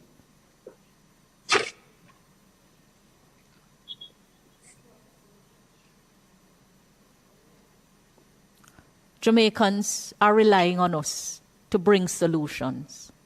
And to the extent that a repeated concern has been raised about detention of people, I fail to see how a law which says that having been lawfully detained, you must then consider how long you spend in custody before you ultimately get to trial. How is that prejudicial? You want me to explain how? a story was in the media yesterday about tourists held with 21 rounds of ammunition on Monday at the airport. On Tuesday, he was fined $30,000 by the court and sent on his way. Yet the average poor Jamaican would have been facing 15 years minimum. He plead guilty, Member Bunting? Did he plead guilty? Did the report say he pleaded guilty or he was tried? I can't recall whether it was pleaded guilty or tried, but he was convicted. And you highlight that as an example of prejudice? Well, I certainly didn't. When we just spent weeks going through the firearms legislation, and the big emphasis was on that mandatory minimum for anybody found in possession of firearms and ammunition. And even if it was possession, simplicity. And in one day, the tourist, clearly didn't want to create any upset in the industry, was fined minimally, less than $200 and sent on his way. But if that was a Jamaican, his life would have been a nightmare.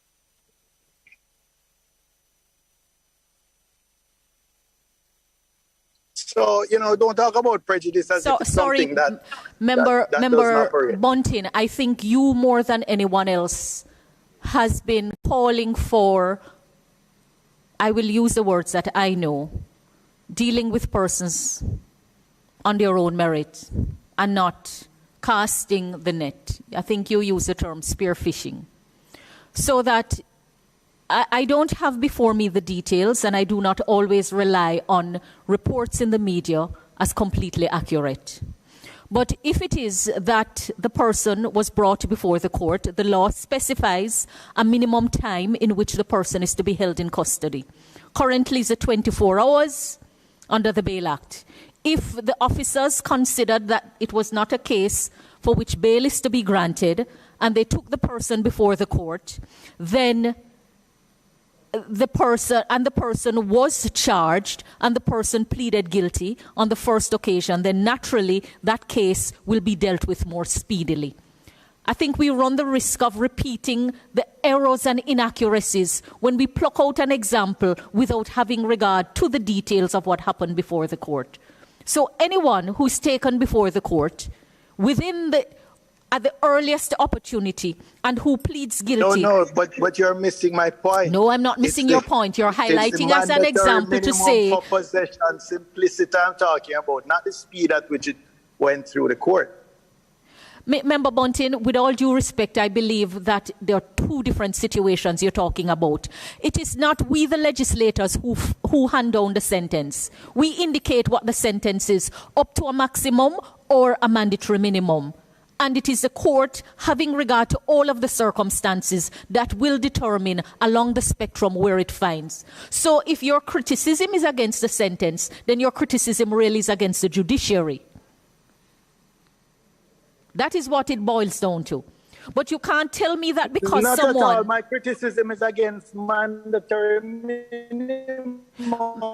Member Bunting, I think I understand your point, Member Bunting. Criticism is about. And taking the discretion. No, it's of the judiciary. My criticism is of the mandatory minimums that we put in the new Firearms Act. Member Bunting, I understand that no amount of reason will cause you not to criticize. I understand that. That you will criticize anyway, regardless of whether the case is properly made, because that is the role you play as a critic right now in the process. I understand that. So I'm not hoping for you to change the tune. Soon come to you, Member Rodriguez. No, soon come to you, Member Rodriguez. Right. So what I'm saying, you highlighted as an example, holding it up as unequal treatment, as prejudice, and I'm saying bad example. Bad example, because we also have many examples of ordinary Jamaicans who are arrested, charged and detained, brought to court, and where they enter a plea. The law says if you enter a plea of guilty, you relieve the prosecution of responsibility to prove things, because a conviction can properly be returned on a proper plea of guilty. And the matter then is entirely in the court's hand to determine the appropriate sentence, having regard to what the law creating the offense specifies.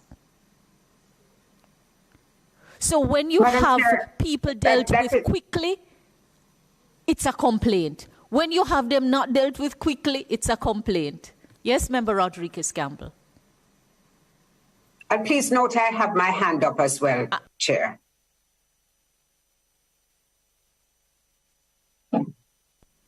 Oh, I'm sorry. I was speaking without the mic. I say after Member Rodriguez-Campbell, then Member Scott Motley. Thank you, Madam Chair. I think this has gone a little further than my intention, and I noticed that an intention is being prescribed to me, and I think it is very important for me to state clearly, I am in 100% support of this bill.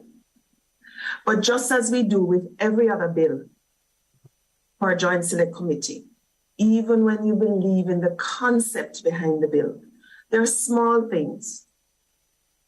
Everyone who has sat on a committee knows there are small things that make the bill stronger and better.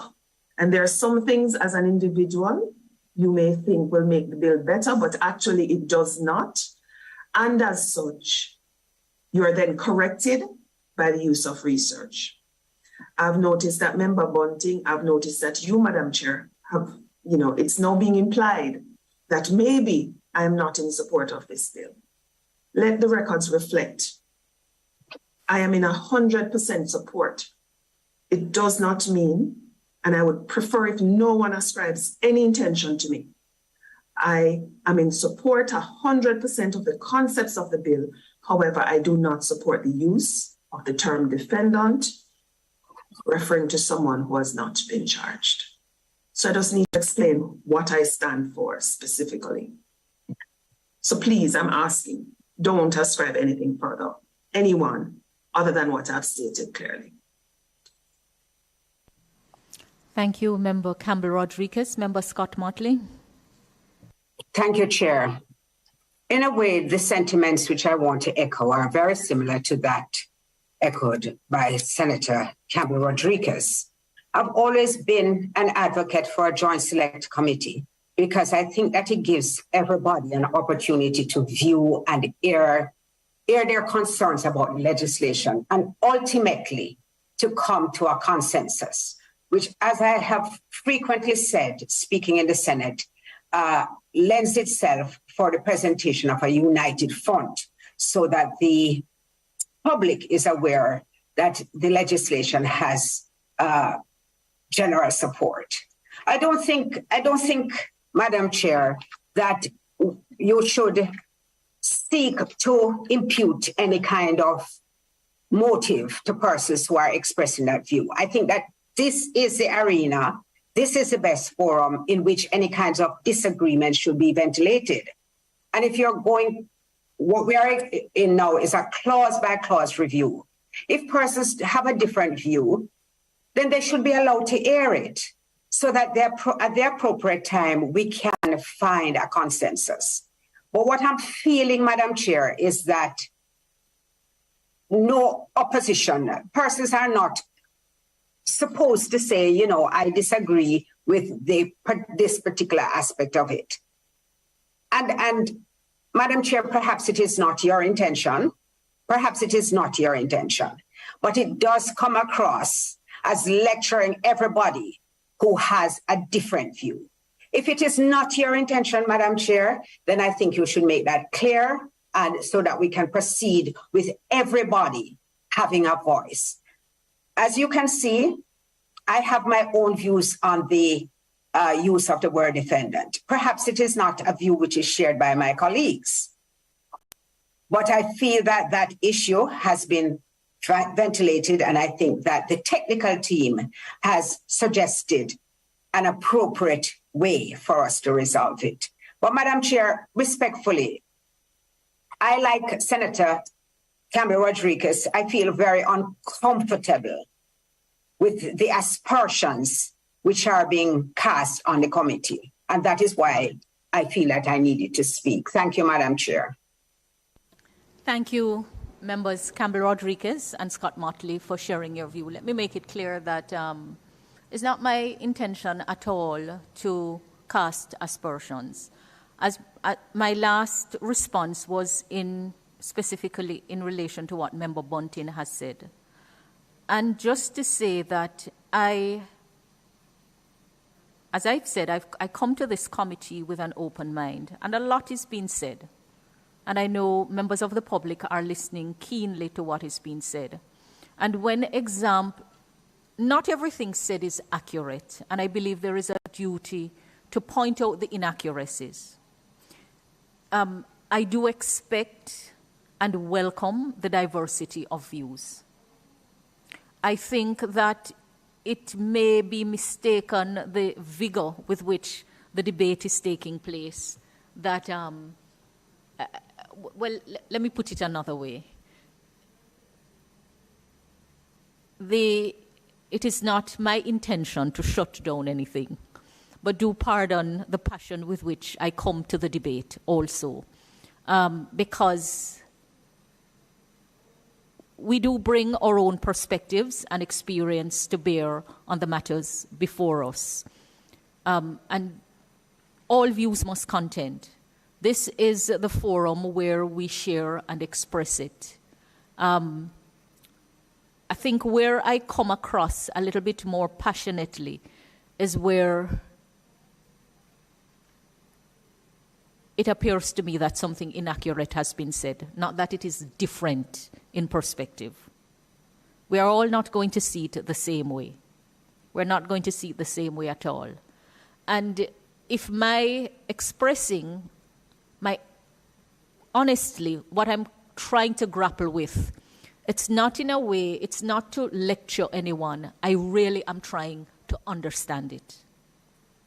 So that, please distinguish my attempt to correct what I receive as inaccurate from any, I'm trying to find the word. It is not about not hearing out anyone. It's not about not receiving the diversity of views. Like I said, I myself, I'm nothing short of amused about the concerns raised with the term, because neither Member Rodriguez Campbell nor Member Fitzjackson express their views as strongly as I did mine when I had said outside of the parliamentary proceedings that I thought the term should be used separately for each stage. And I stepped away because I had to be guided. I'm not the one drafting the bill, and had to be guided. So I'm not at all shutting down any view, nor do I not understand any discomfort that may be felt with the use of the term. So, ladies, be assured that I will step back because I do not wish for either of you or anyone in the committee to feel uncomfortably. But the truth is that we're also in a battle, you know. We're also in a battle. And the battle is being played out in different places. And the question is whether... So we are agreed on the need to address serious issues in the criminal justice system. We're agreed that no single piece of legislation would address them all. But we are also operating in a space of competition as to whose approach may be better, whose approach may be more effective. And right now, anyone who's in government bears the responsibility to bring the solutions. So we can't be unmindful of the wider context in which this discussion is taking place. there is much debate between the parliamentary opposition and the government side as to how to tackle the crime problem. There is much debate and divergence in views on how to deal with issues that flow from the high crime rate that we are experiencing in this country, and how to deal with those persons who are reasonably suspected of committing the crime. We can't be unmindful of that. And I think a lot of what comes to the surface reflects that competition in ideas and approach. And that's the reality of a democracy. It is the reality of a democracy. So context matters. I welcome the views, but I am also in the debate because I too am seeking to understand it. And when you have the responsibility, it is important that you understand where those who have different views are coming from. It's important. So the diversity in perspective is welcome. What I truly have the difficulty with is where something inaccurate is said. And then, based on the foundation of inaccuracy, other things flow. So I will be mindful in how I respond. But the government, having proposed the policy, also must defend the policy, which is translated into law. It's not about shutting down, and certainly not on this clause of the use of the term defendant. Notice I said we will, given all the concerns raised, we would put the pre-charge bail regime to last when we'd have gone through some of the other matters. Right? And those who are listening on, when an example is raised, as Member Bunting raised that example, and then he seeks to generalize, and we don't have the details before us, it is problematic. It is problematic. All right, so we go to the next term, and we flag this one. Judge means a judge of the parish court, a judge of the Supreme Court, or a judge of the Court of Appeal. Offense includes an alleged offense. Surrender to custody means surrendering into custody at the time and place appointed in the prescribed record. And just to say, as with the terms before, if anyone wishes to make a comment or ask a question in respect of any, please do so, even if we will come back to them. I would wish to chair. I would wish to make a comment. Yes. Well, ask a question. I am proposing that in terms of surrendering into custody, that there should be inserted custody of the police or the court, so that it is clear to whom the person is surrendering. Madam CPC, you can respond. Well, the definition refers to at the time and place appointed in the prescribed record. So the prescribed record would set out where and to whom the person is to surrender. Okay, so show me in the definition of the prescribed records where that is made clear. And please advise me what abuse it would do to the definition to make it clear that the surrender is to the police or the court. Well, it's not. I'm pointing out that the definition of surrender to custody provides for the time and place for the surrender to be set out in the prescribed records. So whether it's to the police and where it's to be set out in the prescribed records, so there's no need to put it in the definition of surrender to custody. No, but doesn't this surrender to custody precede the record? Because you have right below the prescribed records means the record of a decision regarding bail made pursuant to Section 10. But you would have surrendered to custody before that happens. No, and I'm saying that it should specify surrender to whom. Sorry, no, you would not have surrendered before the prescribed record. The prescribed record is made made when you are released on bail, and you're to be provided with a copy of that prescribed record. If you look at Section 10.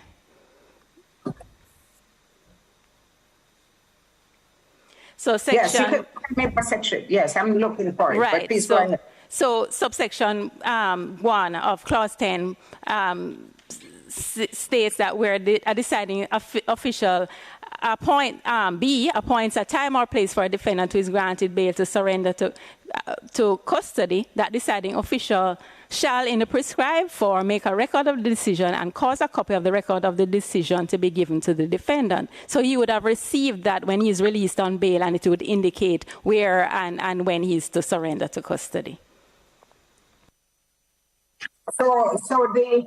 If he were required to attend and he's attending on the police, if he's required to attend at the police station, that wouldn't be considered surrendering. I'm not really clear on that. Because the section which you have referred me to deals with recording and giving information on the decision concerning bail. I am saying to you, well, let me ask you now in light of what you have said. So when I surrender to custody, the reference is to after the bail is determined under Section 10? Yes, the surrender to custody there is when, having been released on bail, it's when you then return for the purposes of the trial or whatever else. So that's the surrender we're dealing with. So it's restricting it to after you have been granted bail? Yes. That is what surrendering to custody in this instance means? Yes. I'm not happy with that. But as you have said, been saying in relation to the issue of the defendant, it's how it's defined. But in the ordinary scheme of things, surrendering into custody is not so restricted. And certainly, if a suspect, now called defendant, turns up at a police station, inquiries being made as to his whereabouts, that would have been previously regarded as surrendering into custody. Right. So the term is being defined according to its use in the bill. So where it's used, that's the purpose for which it's being defined, not general usage. I think you need to rethink some of those decisions, because there still is, as Senator Natalie Rodriguez Campbell has been saying in relation to the defendant, that there is still an ordinary connotation. And if somebody says to me, you need to surrender into custody, I wouldn't take it that I would have to go through Section 10. I would take it that going to the police station would mean that I've satisfied that request to surrender myself. That's not the way the term is used in the bill. I understand that. But I have a difficulty with that, is what I'm registering. Member Williams? No, I understand, Madam Chair, in relation to this definition, where I understand the concern of Senator Scott Motley. But I do believe that in the context of this bill, it is adequate in the sense that it is confined to a person. Looking at Section 10, it satisfies me because it is confined to a person who falls under the bill. A person who is granted a pre-charge bail, then there are conditions imposed and a time frame is given, if I'm understanding the bill correctly, if you are given a time to report or surrender to custody. Let's say, for example, the evidence is we now have sufficient evidence upon which to charge you. You have been given a date to report. That's my understanding. Then, in that context, surrender to custody is quite okay here in terms of its definition. I know there is other aspect of surrender to custody generally, where for example, the police may issue a notice or a release that a particular person of interest must surrender or turn himself into a particular police station. So in that general context, I understand how we use surrender to custody. But in relation to this act, if it is that we are using it in a particular context, you know, for example, in the pre-charge bail context where you have been charged, you have been granted bail, we haven't charged you yet, but you have given a particular date or time to surrender. Or you are given a condition that at a particular time we will invite you in, having satisfied ourselves now, having collated the requisite evidence. So my position, and I understand from the general perspective of how we use the term surrender into custody, but in confined to this act, I think, in my view, it is okay, my lady. It undermines your argument about defendant. It undermines your objection to the use of the word defendant and makes you lose that argument. Because similarly, as the CPC has explained, the word defendant is being used in a particular context in this bill. Register a real objection to the word defendant, you know. I just joined the debate in a sense to raise some issues for us to look at, but you know, if you were to ask me, my position is that, you know, if we're seeking an umbrella term, there is no other terms better than defendant, because we couldn't use suspect, we couldn't use detainee, we couldn't use to get an umbrella term. So I'm not really opposed to the use of the word defendant specifically. I'm just saying my understanding of surrendering into custody here in light of Section 10, to me, it creates no real, it's not irregular. It doesn't create a problem because it's confined to a particular context. It's not that you're using it in the general context of somebody surrendering to the police generally, which happens which happens regularly, where, you know, people surrender into custody, or where by an order of a court somebody surrenders into custody. But in this particular context, that's just my personal view. I don't see the definition as a problem. Yes, Senator Scott Motley, is it the concern that because sometimes persons are asked to turn themselves in where the police are investigating people, that the way it is defined, it doesn't cover that situation? No. Madam Chair, I'm asking that it be made specific. The CPC has said in this case, it means that it has a different connotation. Because what she's saying is that there is a definite period which is being described in the legislation. I'm not going to make anything of it, Madam Chair. We can move on. I was just seeking to understand by way of example. It's a confusing term to use if it is meant to only denote after you have been granted bail. That is what I'm saying. All right. In the same way that persons have expressed the view that defendant does not properly describe and capture all the various three categories to which the bill applies, as that some other term would be used. I was just asking for an example where you thought the definition does not cover. That's what I was asking for. No, I was talking about the use of the term. Right. The surrender into custody, and I was explaining that it had a particular meaning to people. When they say you surrender into custody, it's not normally that it applies after bail. What is the meaning that it has for them, as you understand it? In fact, there is case law. When we go into the discussion on the matrix, I will actually show it to you, the case law where that is actually mentioned. I'm trying to get it up now. All right. But while you try, let me just ask, Ms. Wilkins, just pull up the definition. We have a definition in the current Bail Act, right? Just remind me what it says, either you or the CPC. Because I remember the improvement that we were bringing to that based on concerns raised. Madam CPC? The existing act says surrender to custody means, in relation to a person released on bail, surrendering himself into the custody of a court or the police at the time and place appointed for him to do so. Right. So when we put in the specified time, it was because of concerns raised that sometimes people are unclear as to exactly where they should go and at what time. And the consequences that flow from a failure to surrender, we would ensure that wherever they are to surrender is specified in the records that would be prescribed.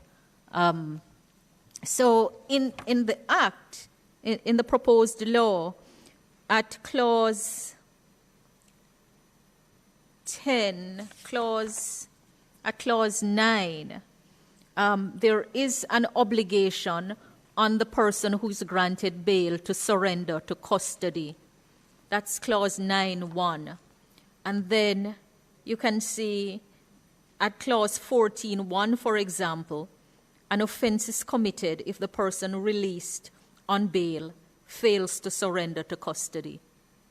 So we were of the view that since we're prescribing records which must be served, that wherever the person is adjudged to be surrendered, that where they must surrender to custody, that is specified, so they know exactly what they have to comply with because of what flows from it. And that really would be a matter determined when the bail is granted, because as used in the law, it flows from a grant of bail. The duty to surrender to custody flows from the grant of bail in the law, and the consequences flow from a failure to surrender.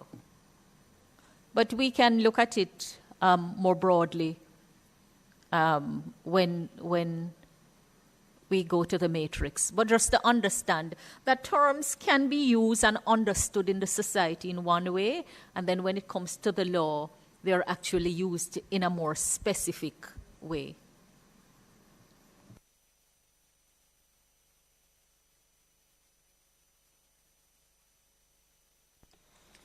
The prescribed record means the record of a decision regarding bail made pursuant to Section 10. Clause 3, application.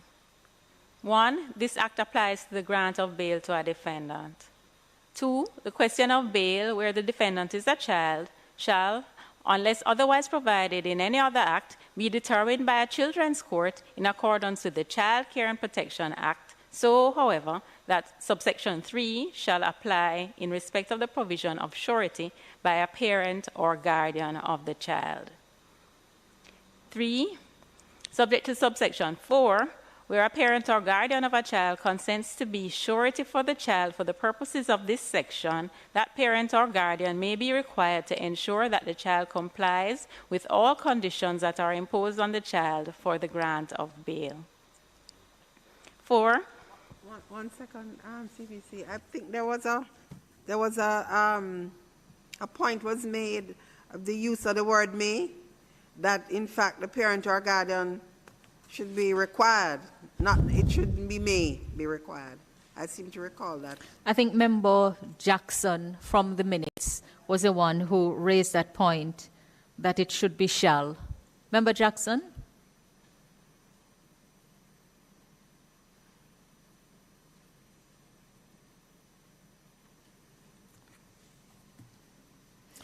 All right, I'm not hearing him come in. We can proceed. Any comment, any question in respect of this clause other than the one noted about whether shall or may should be used in respect of the guardian, parent or guardian? No? Next.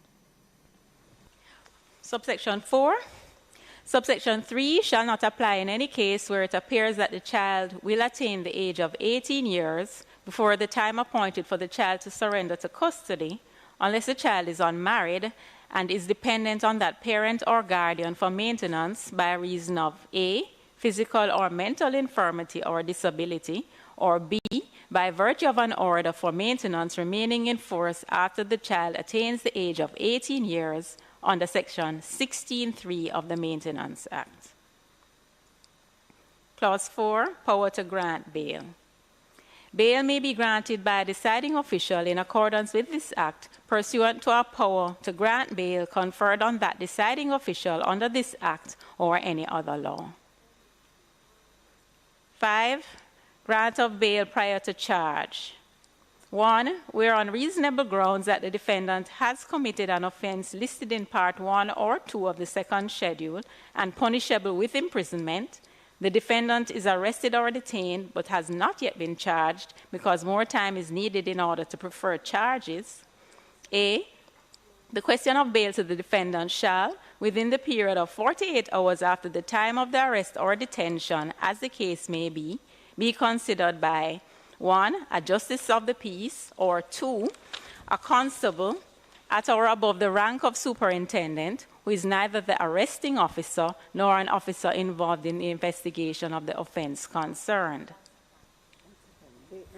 The reference to Part 1 or 2 of the second schedule,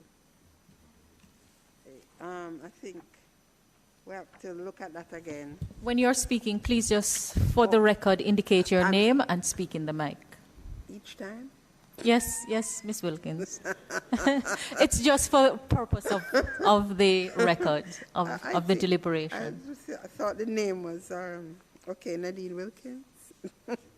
Part 2 of the schedule relates to offenses for which, that are after conviction.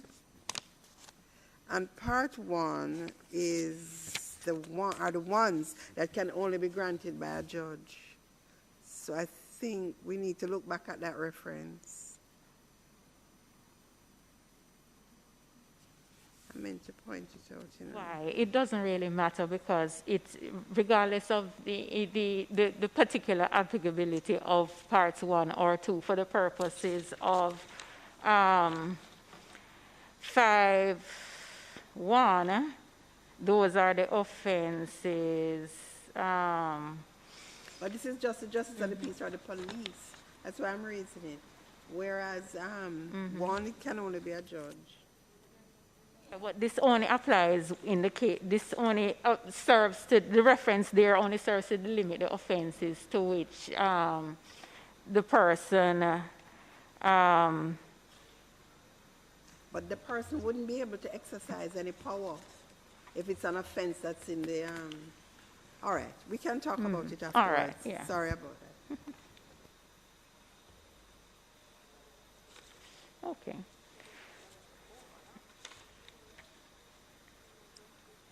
B, after considering the matters specified in subsection 6A, B, C, D, E, or G, the deciding official may grant bail to the defendant or may refuse the grant of bail to the defendant on the ground of any of the matters so specified. And C, where bail is not granted to the defendant after consideration is made pursuant to paragraph B, a constable shall bring the defendant before a judge of the parish court within 48 hours after the end of the period referred to in subsection 1A for the question of bail to be determined in accordance with this Act. 2, in any case where a judge of the parish court denies bail to a defendant who is arrested or detained without being charged, the judge shall specify the period within which the defendant shall be brought back before a judge of the parish court for the question of bail to be reconsidered. 3, where an identification parade is required in relation to a defendant, the defendant shall, instead of the time specified in subsection 1, be brought before the judge within 120 hours after the arrest or detention. JCF had raised a point here about including the proviso that's in the existing section 22.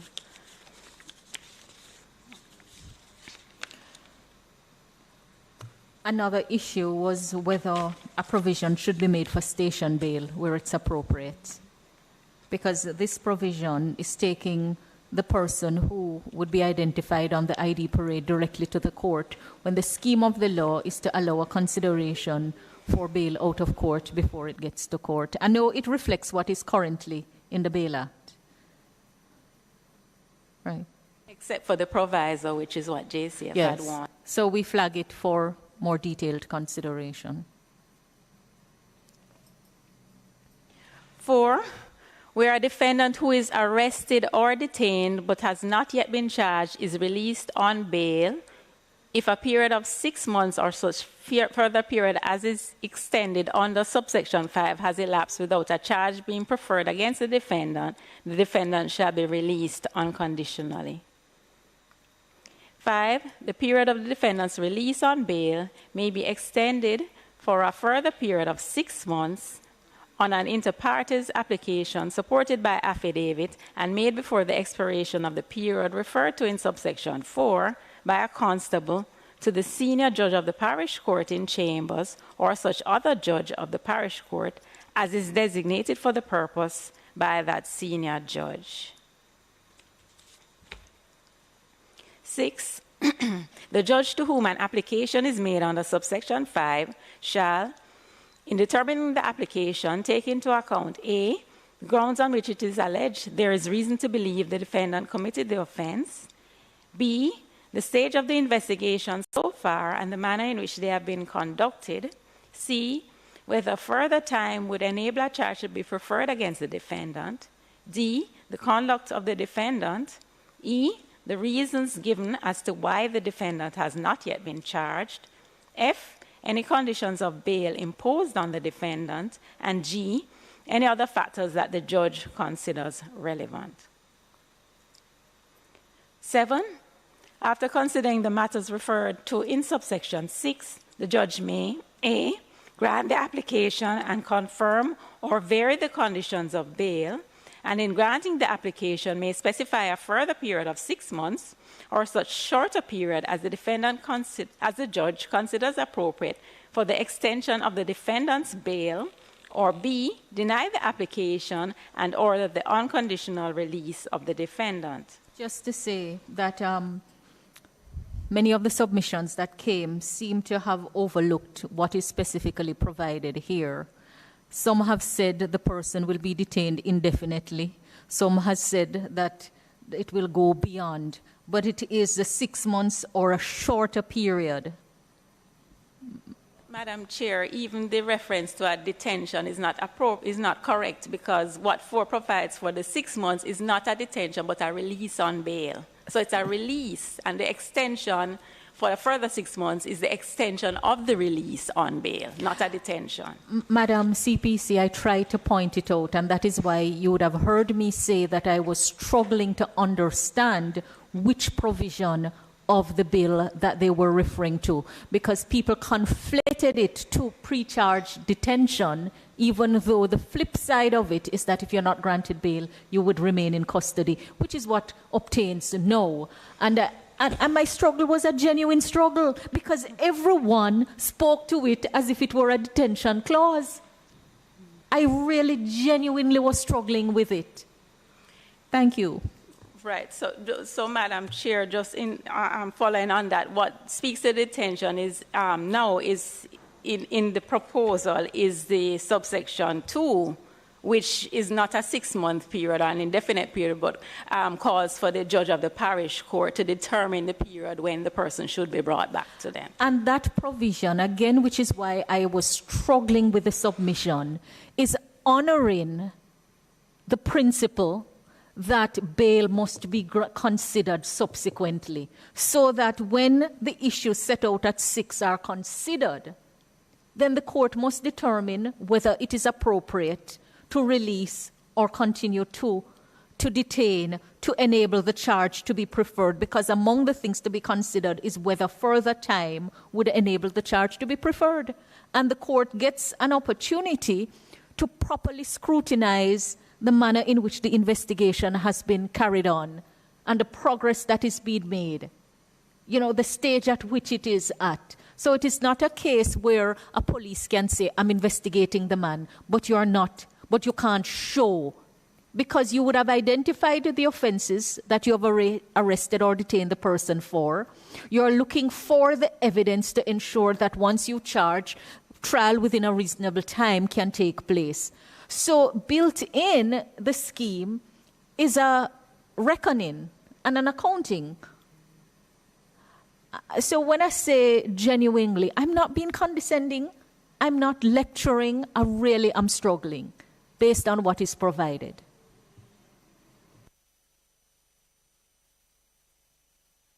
Eight, a deciding official who grants bail under this section may require the defendant to comply with any one or more of the conditions of bail specified in subsection 9 as appear to the deciding official to be necessary to secure that the defendant A. surrenders to custody, B. does not commit an offense while on bail, C. does not interfere with witnesses or otherwise obstruct the course of justice, whether in relation to the defendant or any other person. 9. The conditions referred to in subsection 8 are A. a requirement to report to a police station at specified times and dates, B. a requirement to provide a surety to secure the defendant's surrender to custody, or 2. for payment of a bond in such amount as may be specified, C. a requirement not to contact directly or indirectly or in any other way communicate or associate with witnesses. D. a requirement that the defendant inform the officer in charge of the nearest police station before the defendant travels overseas or outside of the community where the defendant resides. E. where the deciding official is a court, such other conditions as appear to the court to be necessary. I believe all of this has to be flagged, even though the overall scheme is flagged, but I know questions were raised about the surety requirement and the witnesses requirement, and I think D about the such other conditions as the court. Yes.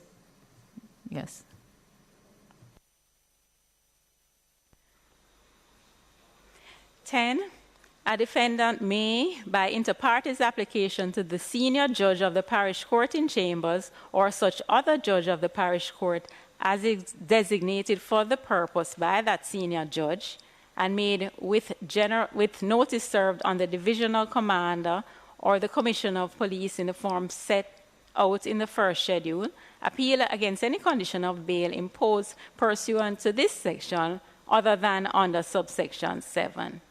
I think the Bar Association had raised a point here that a decision under subsection 8 should also have been accepted so that it's not the judge of the parish court reviewing a decision of the peer, which I'm inclined to agree with that it should be amended to include that.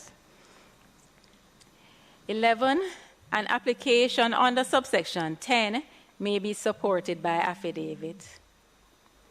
12, in determining an appeal under subsection 10, the judge shall consider the reasonableness of the conditions in the circumstances of the case and may vary or revoke any condition of the bail if satisfied that the variation or revocation, as the case may be, would not impair investigation of the offense. 13, in subsection 10, divisional commander means A, in respect of a parish which constitutes a single police division, the officer designated by the commissioner of police to be the divisional commander in that parish for the purposes of this act, or B, in respect of a police division of a parish which comprises 2 or more police divisions, the officer designated by the commissioner of police to be the divisional commander in that division for the purposes of this act. Clause 6, grant of bail after charge but prior to conviction. 1, a defendant who is charged with an offense that is punishable with imprisonment, A, is entitled to be granted bail by the deciding official unless the deciding official is satisfied that there is sufficient cause for holding the defendant in custody, and B, shall not be held in custody for longer than a period of 48 hours without the question of bail being considered by a deciding official who is neither the arresting officer nor an officer involved in the investigation of the offense. I recall that this issue was raised, but again it seemed that they may have overlooked that it was actually provided for, that generally the grant of bail is not being done by the arresting officer or an officer involved in the investigation where station bail is being granted. 2, subject to Section 7.5, bail shall be granted to a defendant who is charged with an offense that is not punishable with imprisonment, and the defendant shall not be held in custody for longer than a period of 48 hours without the question of bail being considered by a deciding official who is neither the arresting officer nor an officer involved in the investigation of the offense. 3, in the case of a defendant who is charged with an offense listed in Part 1 of the second schedule, the question of bail may be considered only by a judge. Yes, I see the...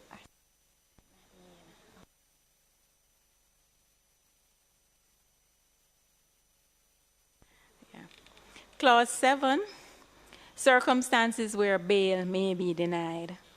1, where the offense or one of the offenses in relation to which the defendant is charged or convicted is punishable with imprisonment, bail may be denied to the defendant in any of the following circumstances. A, the deciding official is satisfied that there are grounds for believing that the defendant, if released on bail, would 1, fail to surrender to custody, 2, commit an offense while on bail, or 3, interfere with witnesses or otherwise obstruct the course of justice, whether in relation to himself or any other person. B, if it is the first time that the question of the grant of bail to the defendant in respect of the offense is being considered by any deciding official, and the deciding official concerned is satisfied that it has not been practicable to obtain sufficient information for the purpose of taking the decisions required by this section for want of time since the institution of the proceedings against the defendant. C, the defendant's case is adjourned for inquiries or a report, and it appears to the deciding official that it would be impracticable to complete the inquiries or make the report, as the case may be, without keeping the defendant in custody. D, the defendant, having been released on bail in or in connection with proceedings for the offense, is arrested for an offense under Section 14, that's absconding by a person released on bail. E, the defendant is charged with an offense alleged to have been committed while the defendant is released on bail.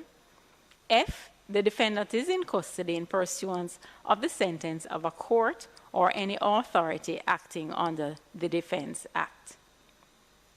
2, if A, the offense is murder, and 1, self-defense does not arise on the prosecution's case, or 2, the circumstances fall within Section 2(1)(a) to F of the Offenses Against the Person Act, or if the defendant is convicted thereof, Section 3(1)(a) of that act would apply to the defendant, or B, the offense is murder committed within 1, a zone of special operations under the Law Reform Zones of Special Operations, Special Security and Community Development Measures Act 2017. 2, any area in respect of which a state of public emergency is in force under the Emergency Powers Act.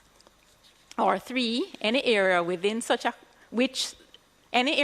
which a cordon is established or a curfew is imposed under Section 50B of the Constabulary Force Act, and the deciding official is satisfied that the conviction of the defendant is likely, having regard to the strength of the evidence that the defendant committed the offense or offenses concerned, then those circumstances may be treated by the deciding official as sufficient grounds for keeping the defendant in custody. I think someone had made a point here that perhaps it would be useful for a determination as to which deciding official is being spoken of because of the range of issues in 7. It would seem to be beyond what the police or a justice of the peace would be asked to determine. Remember, murder is not considered. Murder is considered only by the judge or the court. That's two. That's just one part of the right. So I'm saying, just wondering if we need to. I recall the point. Yeah. The question was whether you should specify, but I'm just reminding. This is not an answer entirely. That 2 is speaking to the offense of murder. Under A and under B, it's the offense of murder. And the offense of murder is one for which, a defendant who is answering to such a charge, that issue is only considered by the judge, by the court. Right. But yes, it's one of the issues raised that we will have to consider. I think if you look at 1C, 1C is talking about the defendant's case being adjourned for inquiries or a report. That would seem to be within the realm the judge, yes. Yes, so I think that is why there was a feeling that we needed to... Oh, you're talking about 1. Yes. That actually, that matter is more the court matter, and it happens as a matter of course where the court is seeking further information, or as it says, where it's not practicable to obtain the information at that time. This is because of the generality of the term deciding official. We may have to consider where it is necessary to specify in 7. So if the question is being considered by the court for the first time, for example, yes. No, I don't think that's practicable, because here we're dealing with several grounds, some of which would apply depending on who the deciding official is. So it would be incongruous if the chapeau were to speak of a deciding official, and then you are then parsing now, switching in B or C, whichever one applies to speak to a court or whatever. That's the purpose, that's the reason why we have coined the term deciding official. So whoever is the relevant deciding official in this case, that is whom the provision would apply to. Yeah, but I'm just thinking that, remember that it's been said many times, and I must admit I agree, this is a law that needs to be understood. I don't think that those of us who have an understanding and would readily recognize that we're talking about a court in some of these cases, I don't think we should approach the review of the bill that way, because everybody has to use it. And quite honestly, we need to, in my view, be specific where a particular provision is specific to a specific, forgive the repetition of the word specific, deciding official. I disagree. Member Williams. Yes, thank you very much, Madam Chair. I would just like to bring, in relation to, what's her name again? Ms. Wilkins is the Director of Legal Reform in the Ministry. Yes. Accept my apologies. I just had a... Law Reform, Director of Law Reform. I had a senior moment. Director of the Law Reform Department, Director LRD. So your concern, I'm trying to understand, relates to the deciding official in the context of this would be section 7. This would be in the context of section 7. But I'm just wondering, I'm looking at section 613 in particular, as it relates to murder. And it says, because section 7, I gather, for the most part, is confined to murder in terms of,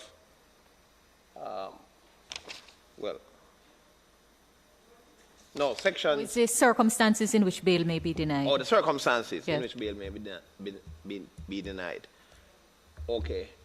Now, in relation to the offense of murder, as Madam Chair points out, and I'm looking at section 613, which says that in the case of a defendant who is charged with an offense listed in part 1 of the second schedule, the question of bail may be considered only by a judge, and so murder would fall in that particular category. Correct? That would Deciding be official would be the court or the judge. Would be yes. the court, a judge. So I tend, in the circumstances, really is what obtains now. Yeah, it is and what obtains now. So I tend to agree with Madam CPC that it would, by using the term deciding official, in my view, it doesn't pose a real problem, because in the sense that the deciding official is determined by other provisions in the Act, depending on the type of offense and the particular jurisdiction that deciding official would have. That is so, but I think we need to take on board the point that yes. we are able to say that because of the understanding and the knowledge we have, the person who is not so schooled has to take this up and understand it as well. So the existing law is specific. When it's speaking about court, it says so. When it is speaking about the justice of the peace, it says so. Yes. So it is a point which I'm exhorting. Okay, I see where you're coming from. We consider very seriously. Thank you. Yes, Madam CPC. Well, again, I'm put in an awkward position of pointing out the deficiencies in the existing Act, one of which was where, because of the failure to employ that umbrella term, in some of the cases where court was used, it was inadvertently to the exclusion of other deciding officials who could have properly been included in the provision. So I think it does no harm here to use deciding official in a case where it is only one deciding official who has jurisdiction in the case. It's a reference to that deciding official. I don't think that's difficult. I think it's a shared goal. Shared among the CPC as the drafter, we parliamentarians, the Law Reform Department, and members of the public, that we should try to make the laws reader-friendly and easily understood. But at the same time, matters of law require expert guidance. That's why you have special training in the law. You know, I know people like the law because they primarily associate it with the gift of gab and who can talk and convince. But matters of law are complex things, and that's why every society have a legal profession and varying levels of expertise. We're really, because we're operating in the age of information, where people, these are the challenges of the time. The challenges of the time. Even as someone trained in the law, I have to step back and be guided by those who have greater specific training in an area. And Madam Chair, I was thinking about that very thing this morning. I'm thinking this is the only profession where we're under this expectation, or the statement is commonly made that the layman should be able to practice as well. Nobody is asking doctors to simplify their procedures so that I can do an operation in my living room, or an engineer. You're wicked, Madam CPC. Why is it not understood that the law, we must demand respect for our specialty. It requires training. Not everybody. I have something to I don't see why there's this requirement to expect that the layman to pick it up and be able to practice just as well as those who have undergone years of training. Madam Chair, you know, I've always tried to read prescriptions. Yes, Member Williams. I've always tried to read the prescriptions when the doctor gives. Somehow I just give up. Madam Chair, I must say, as the doctor in the room, yes, that I do explain to my patients when they have questions. But what I do like about this bill is the definition. I see the definition. I see the answers. It's here. So as a doctor and not a lawyer, when it comes to this act, Michelle, this is the meaning. And that's what I would have to explain to my patients. I just want to beg the CPC to repeat what you just said. Because often I have to say to my constituents, that as simple as something may sound, there are technical meanings around it. When you go to, it's one thing when you make allegations or you are discussing matters outside of the formal justice system where there is no limitation on hearsay and what people will believe. I say to them, there are rules about admissibility and relevance, probative value, prejudicial effect, which the man in the street pays no attention to. But at the end of the day, the formal justice system is a rules-based justice system, and it does take time and training to understand the rules, because a person may have committed the act, but can be acquitted on a technical matter. And others will raise the question, is that justice? Because they know that he did it. Himself is not disputing it, but he bears no legal and lawful responsibility on a mere technicality. But such is the system. It's a rules-based system. And the rules require reading, training, and a lot more. So what did you say, Madam CPC? Chair. It was rare I said see in the you height laugh, of the emotion. Madam CPC, it's rare that I see you laugh. You normally maintain a very stoic demeanor. Well, I have to, Madam Chair, this is a job that requires you to sit and take criticism. I don't think there are not many other jobs like it where something you've produced, everybody's sitting and picking it apart. But yes, basically what I said is that this is the only profession where apparently we're being asked to make it in such a way that the layman can practice himself. No other profession. Minister, just the last comment I'll make is, I feel as if I'm left alone at the crease here. There's no other batsman, but okay. My last comment will be though, if we have a provision, and within that provision, some sub-clauses refer to a particular deciding official, another subclause refers to another deciding official.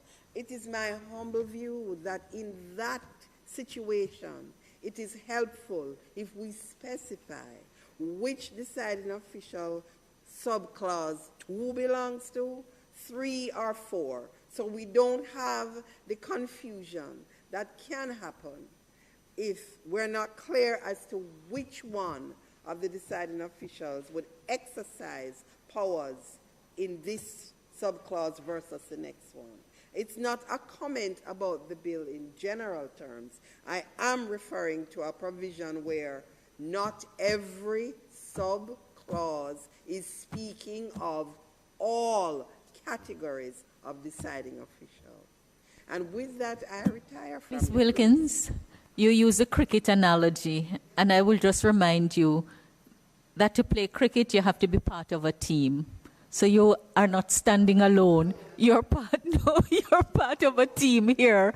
I think we all agree. We all agree that we're trying to make life less difficult for persons in the criminal justice system. And it is our hope that the criminals will make life less difficult for all of us who are victims of horrible crimes.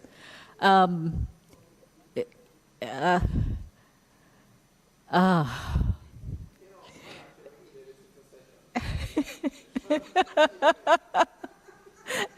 I think Ms. Wilkins can understand how bemused I am to see the CPC stepping out of her normal mold to respond, because normally she would say nothing, stay behind the mask. We don't even get a laugh from her.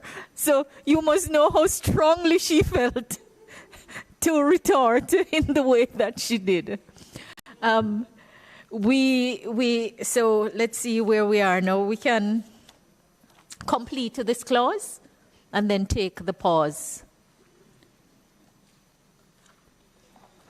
after that.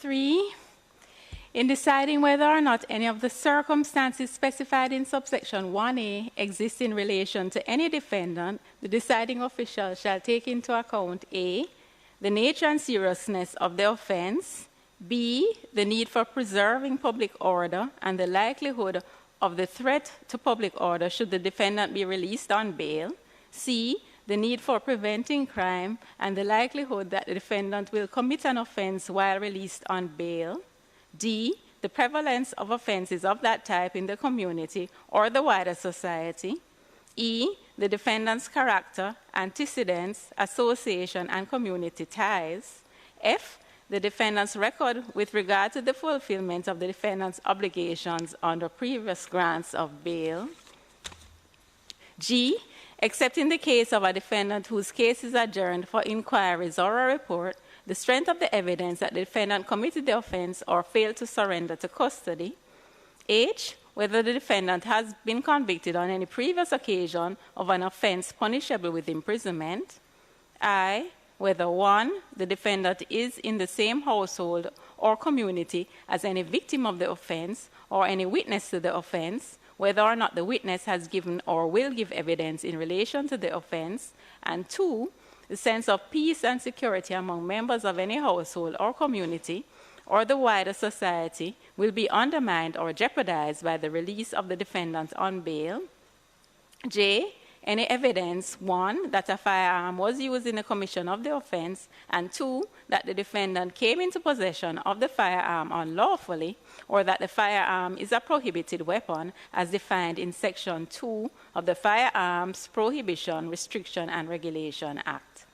K, the defendant's mental health profile, and in particular, whether the defendant's mental state renders it likely that danger is posed to any person, and L, any other factors that appear to be relevant. Just to pause here and to point out that we have ensured that the matters under consideration are not matters at large, but that they have to be considered specifically in relation to the particular defendant. And that is part of, that's part of how carefully we considered the guidance of the court and also concerns raised. So at every stage, we have, as best as we could, ensure that in considering the matter, each case is taken on its own merit. So when we talk about the sense of peace and security among members of any household or community, we have not just left it there, but we then relate it back to how that would be undermined by the release of the defendant in question. When we speak about whether the defendant is in the same household, when we speak of the mental health, again, it's not just mental health generally, but it is a danger posed by that particular defendant. These are examples of how the data we have reviewed have informed what is contained in the Act. So it's not just any mentally ill person, it's not just looking at it, but we are then relating it back to the person who is either suspected of committing the offense, charged with the offense, or convicted as appropriate. 4, bail may be denied to a defendant who is charged with or convicted of an offense punishable with imprisonment if the deciding official is satisfied that the defendant should be kept in custody for the defendant's protection, or where the defendant is a child, for the defendant's welfare. Just to pause here, I recall seeing a report in the newspaper referring to something naming me as agreeing with the view of the parliamentary opposition on a matter. I'm not now recalling all of it. And the report pointed out that I shared concerns raised, but went on to say that a person may be detained for their own well-being or to prevent them from committing an offense. And I had to look back. When those concerns were raised, it was about persons being detained and no charge preferred. And I was merely reminding that I share that concern, but bear in mind, in that wider context, not in this bail bill, that it is quite permissible constitutionally at the highest level and by laws at the lower level for someone to be detained for their own protection, and in particular where that person is a child. I think sometimes we, in our anxiety around arrest and detention, we sometimes lose sight of what the Constitution itself provides for, and then what is detailed in ordinary law. And it's something that we must always bear in mind, and that's why it's important that the police disaggregate its data when special operations are taking place and persons are detained, especially when no charge comes. And that's why the question is such a live question of, once you have detained someone in custody, how long should you keep that person in custody? Especially when you can't try them, and trial does not happen at the same time of arrest or detention. And that's what the pre-charge bail provision is seeking to address.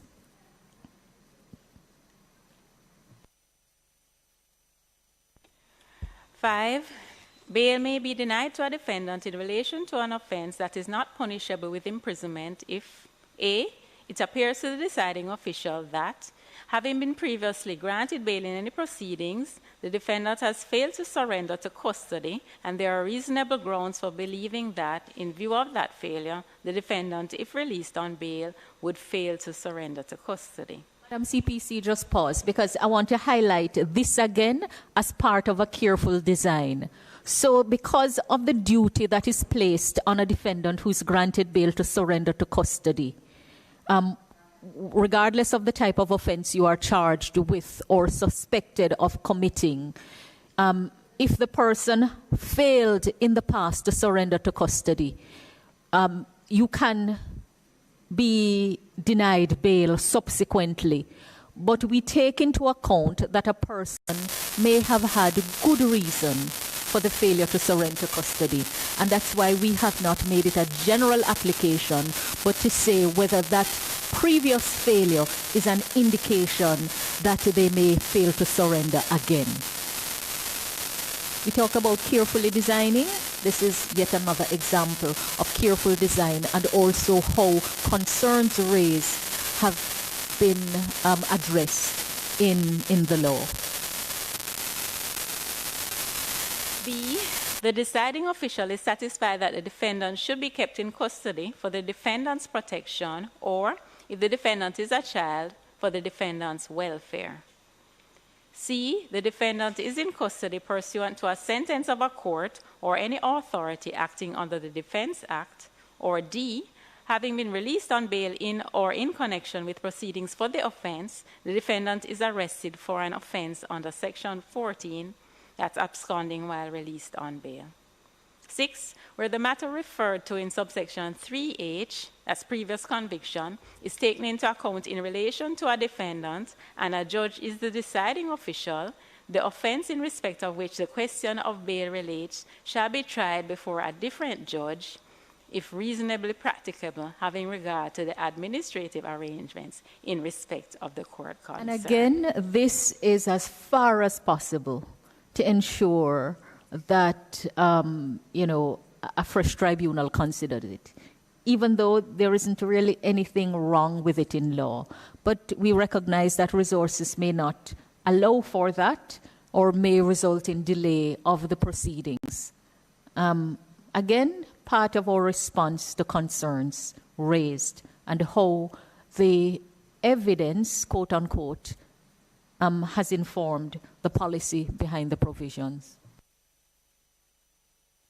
7, for the purposes of this section, A, references to previous grants of bail include a reference to bail granted before the date of commencement of this act.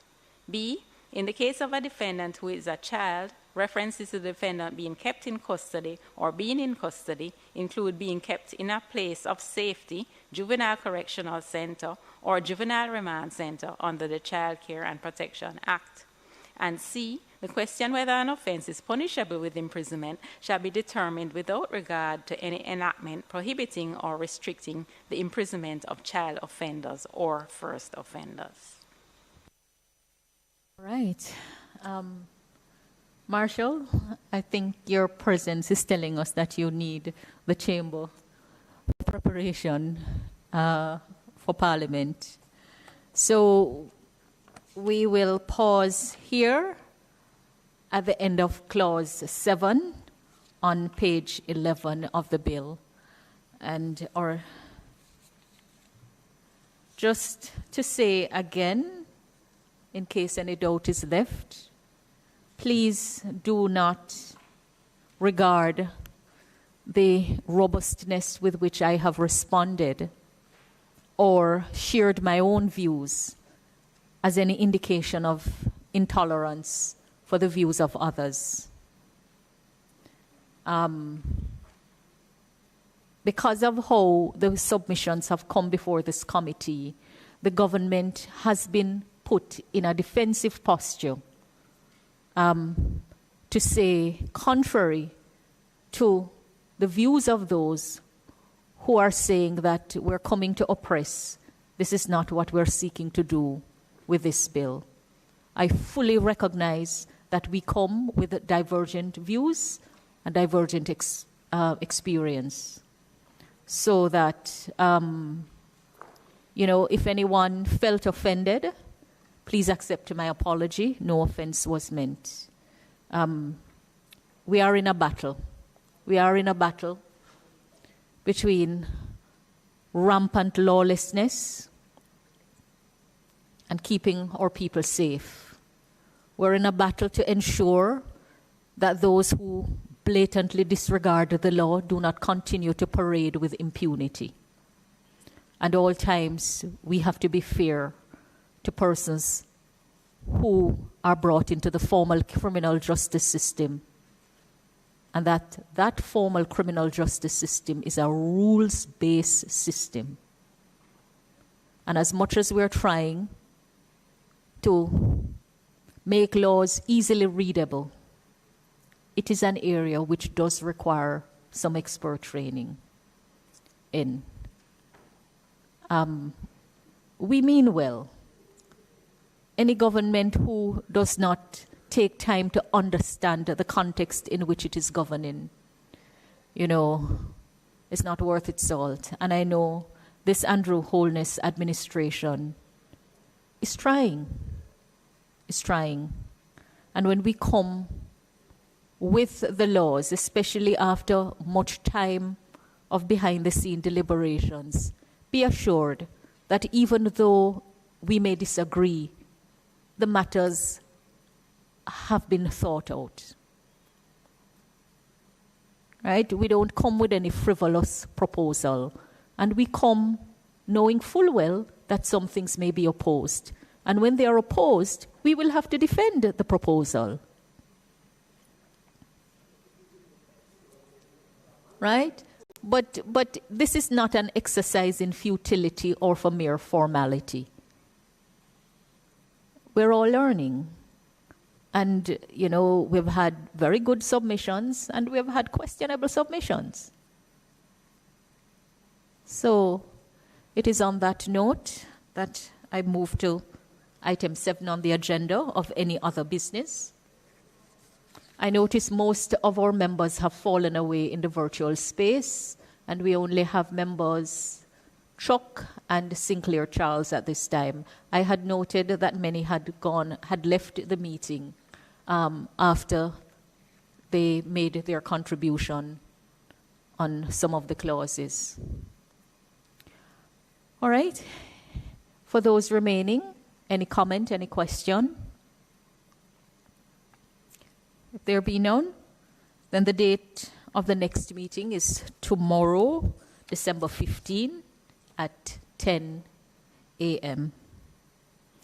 I have already made my closing remarks.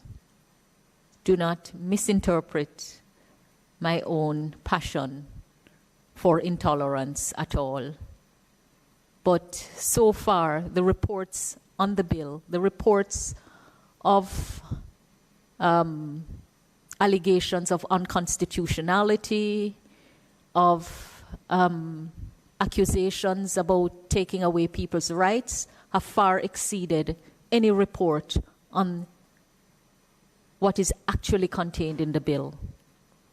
And it has made it necessary for me to remind very strongly what is contained in the bill and the policy considerations behind it, and also to say that a layman cannot draft an act of parliament. It requires expert training. And even among expertise, depending on the nature of the bill, it requires experience. And when the CPC herself is here as head of the department and chief parliamentary counsel, it tells you that her attention is focused on the more complex matters. And we must have regard to expertise. And I'm saying that more for members of the public who are listening on. Sometimes we just lose sight of these important matters. But this bill is being reviewed in a context where much criticism has been levied, even without reference to what is specifically contained in the bill. Where criticisms have been levied and accusations made, when the answer is provided, whether you accept it or not, but it is provided for in the bill. So please understand that I do not sit in the chair neutrally. And there is a duty to correct inaccuracies because accuracy matters. Let me thank you all for very spirited deliberation today. And Madam Director, Legal Reform, you do not stand alone at the wicket, but I will leave you to battle that out with the CPC for having forced her to make her point in an uncharacteristic way, but a glimpse of the silent river that runs deeply. Thank you, ladies and gentlemen. Will someone move for the adjournment? Member Charles, seconded. Member Williams. Thank you both. See you tomorrow at 10 a.m.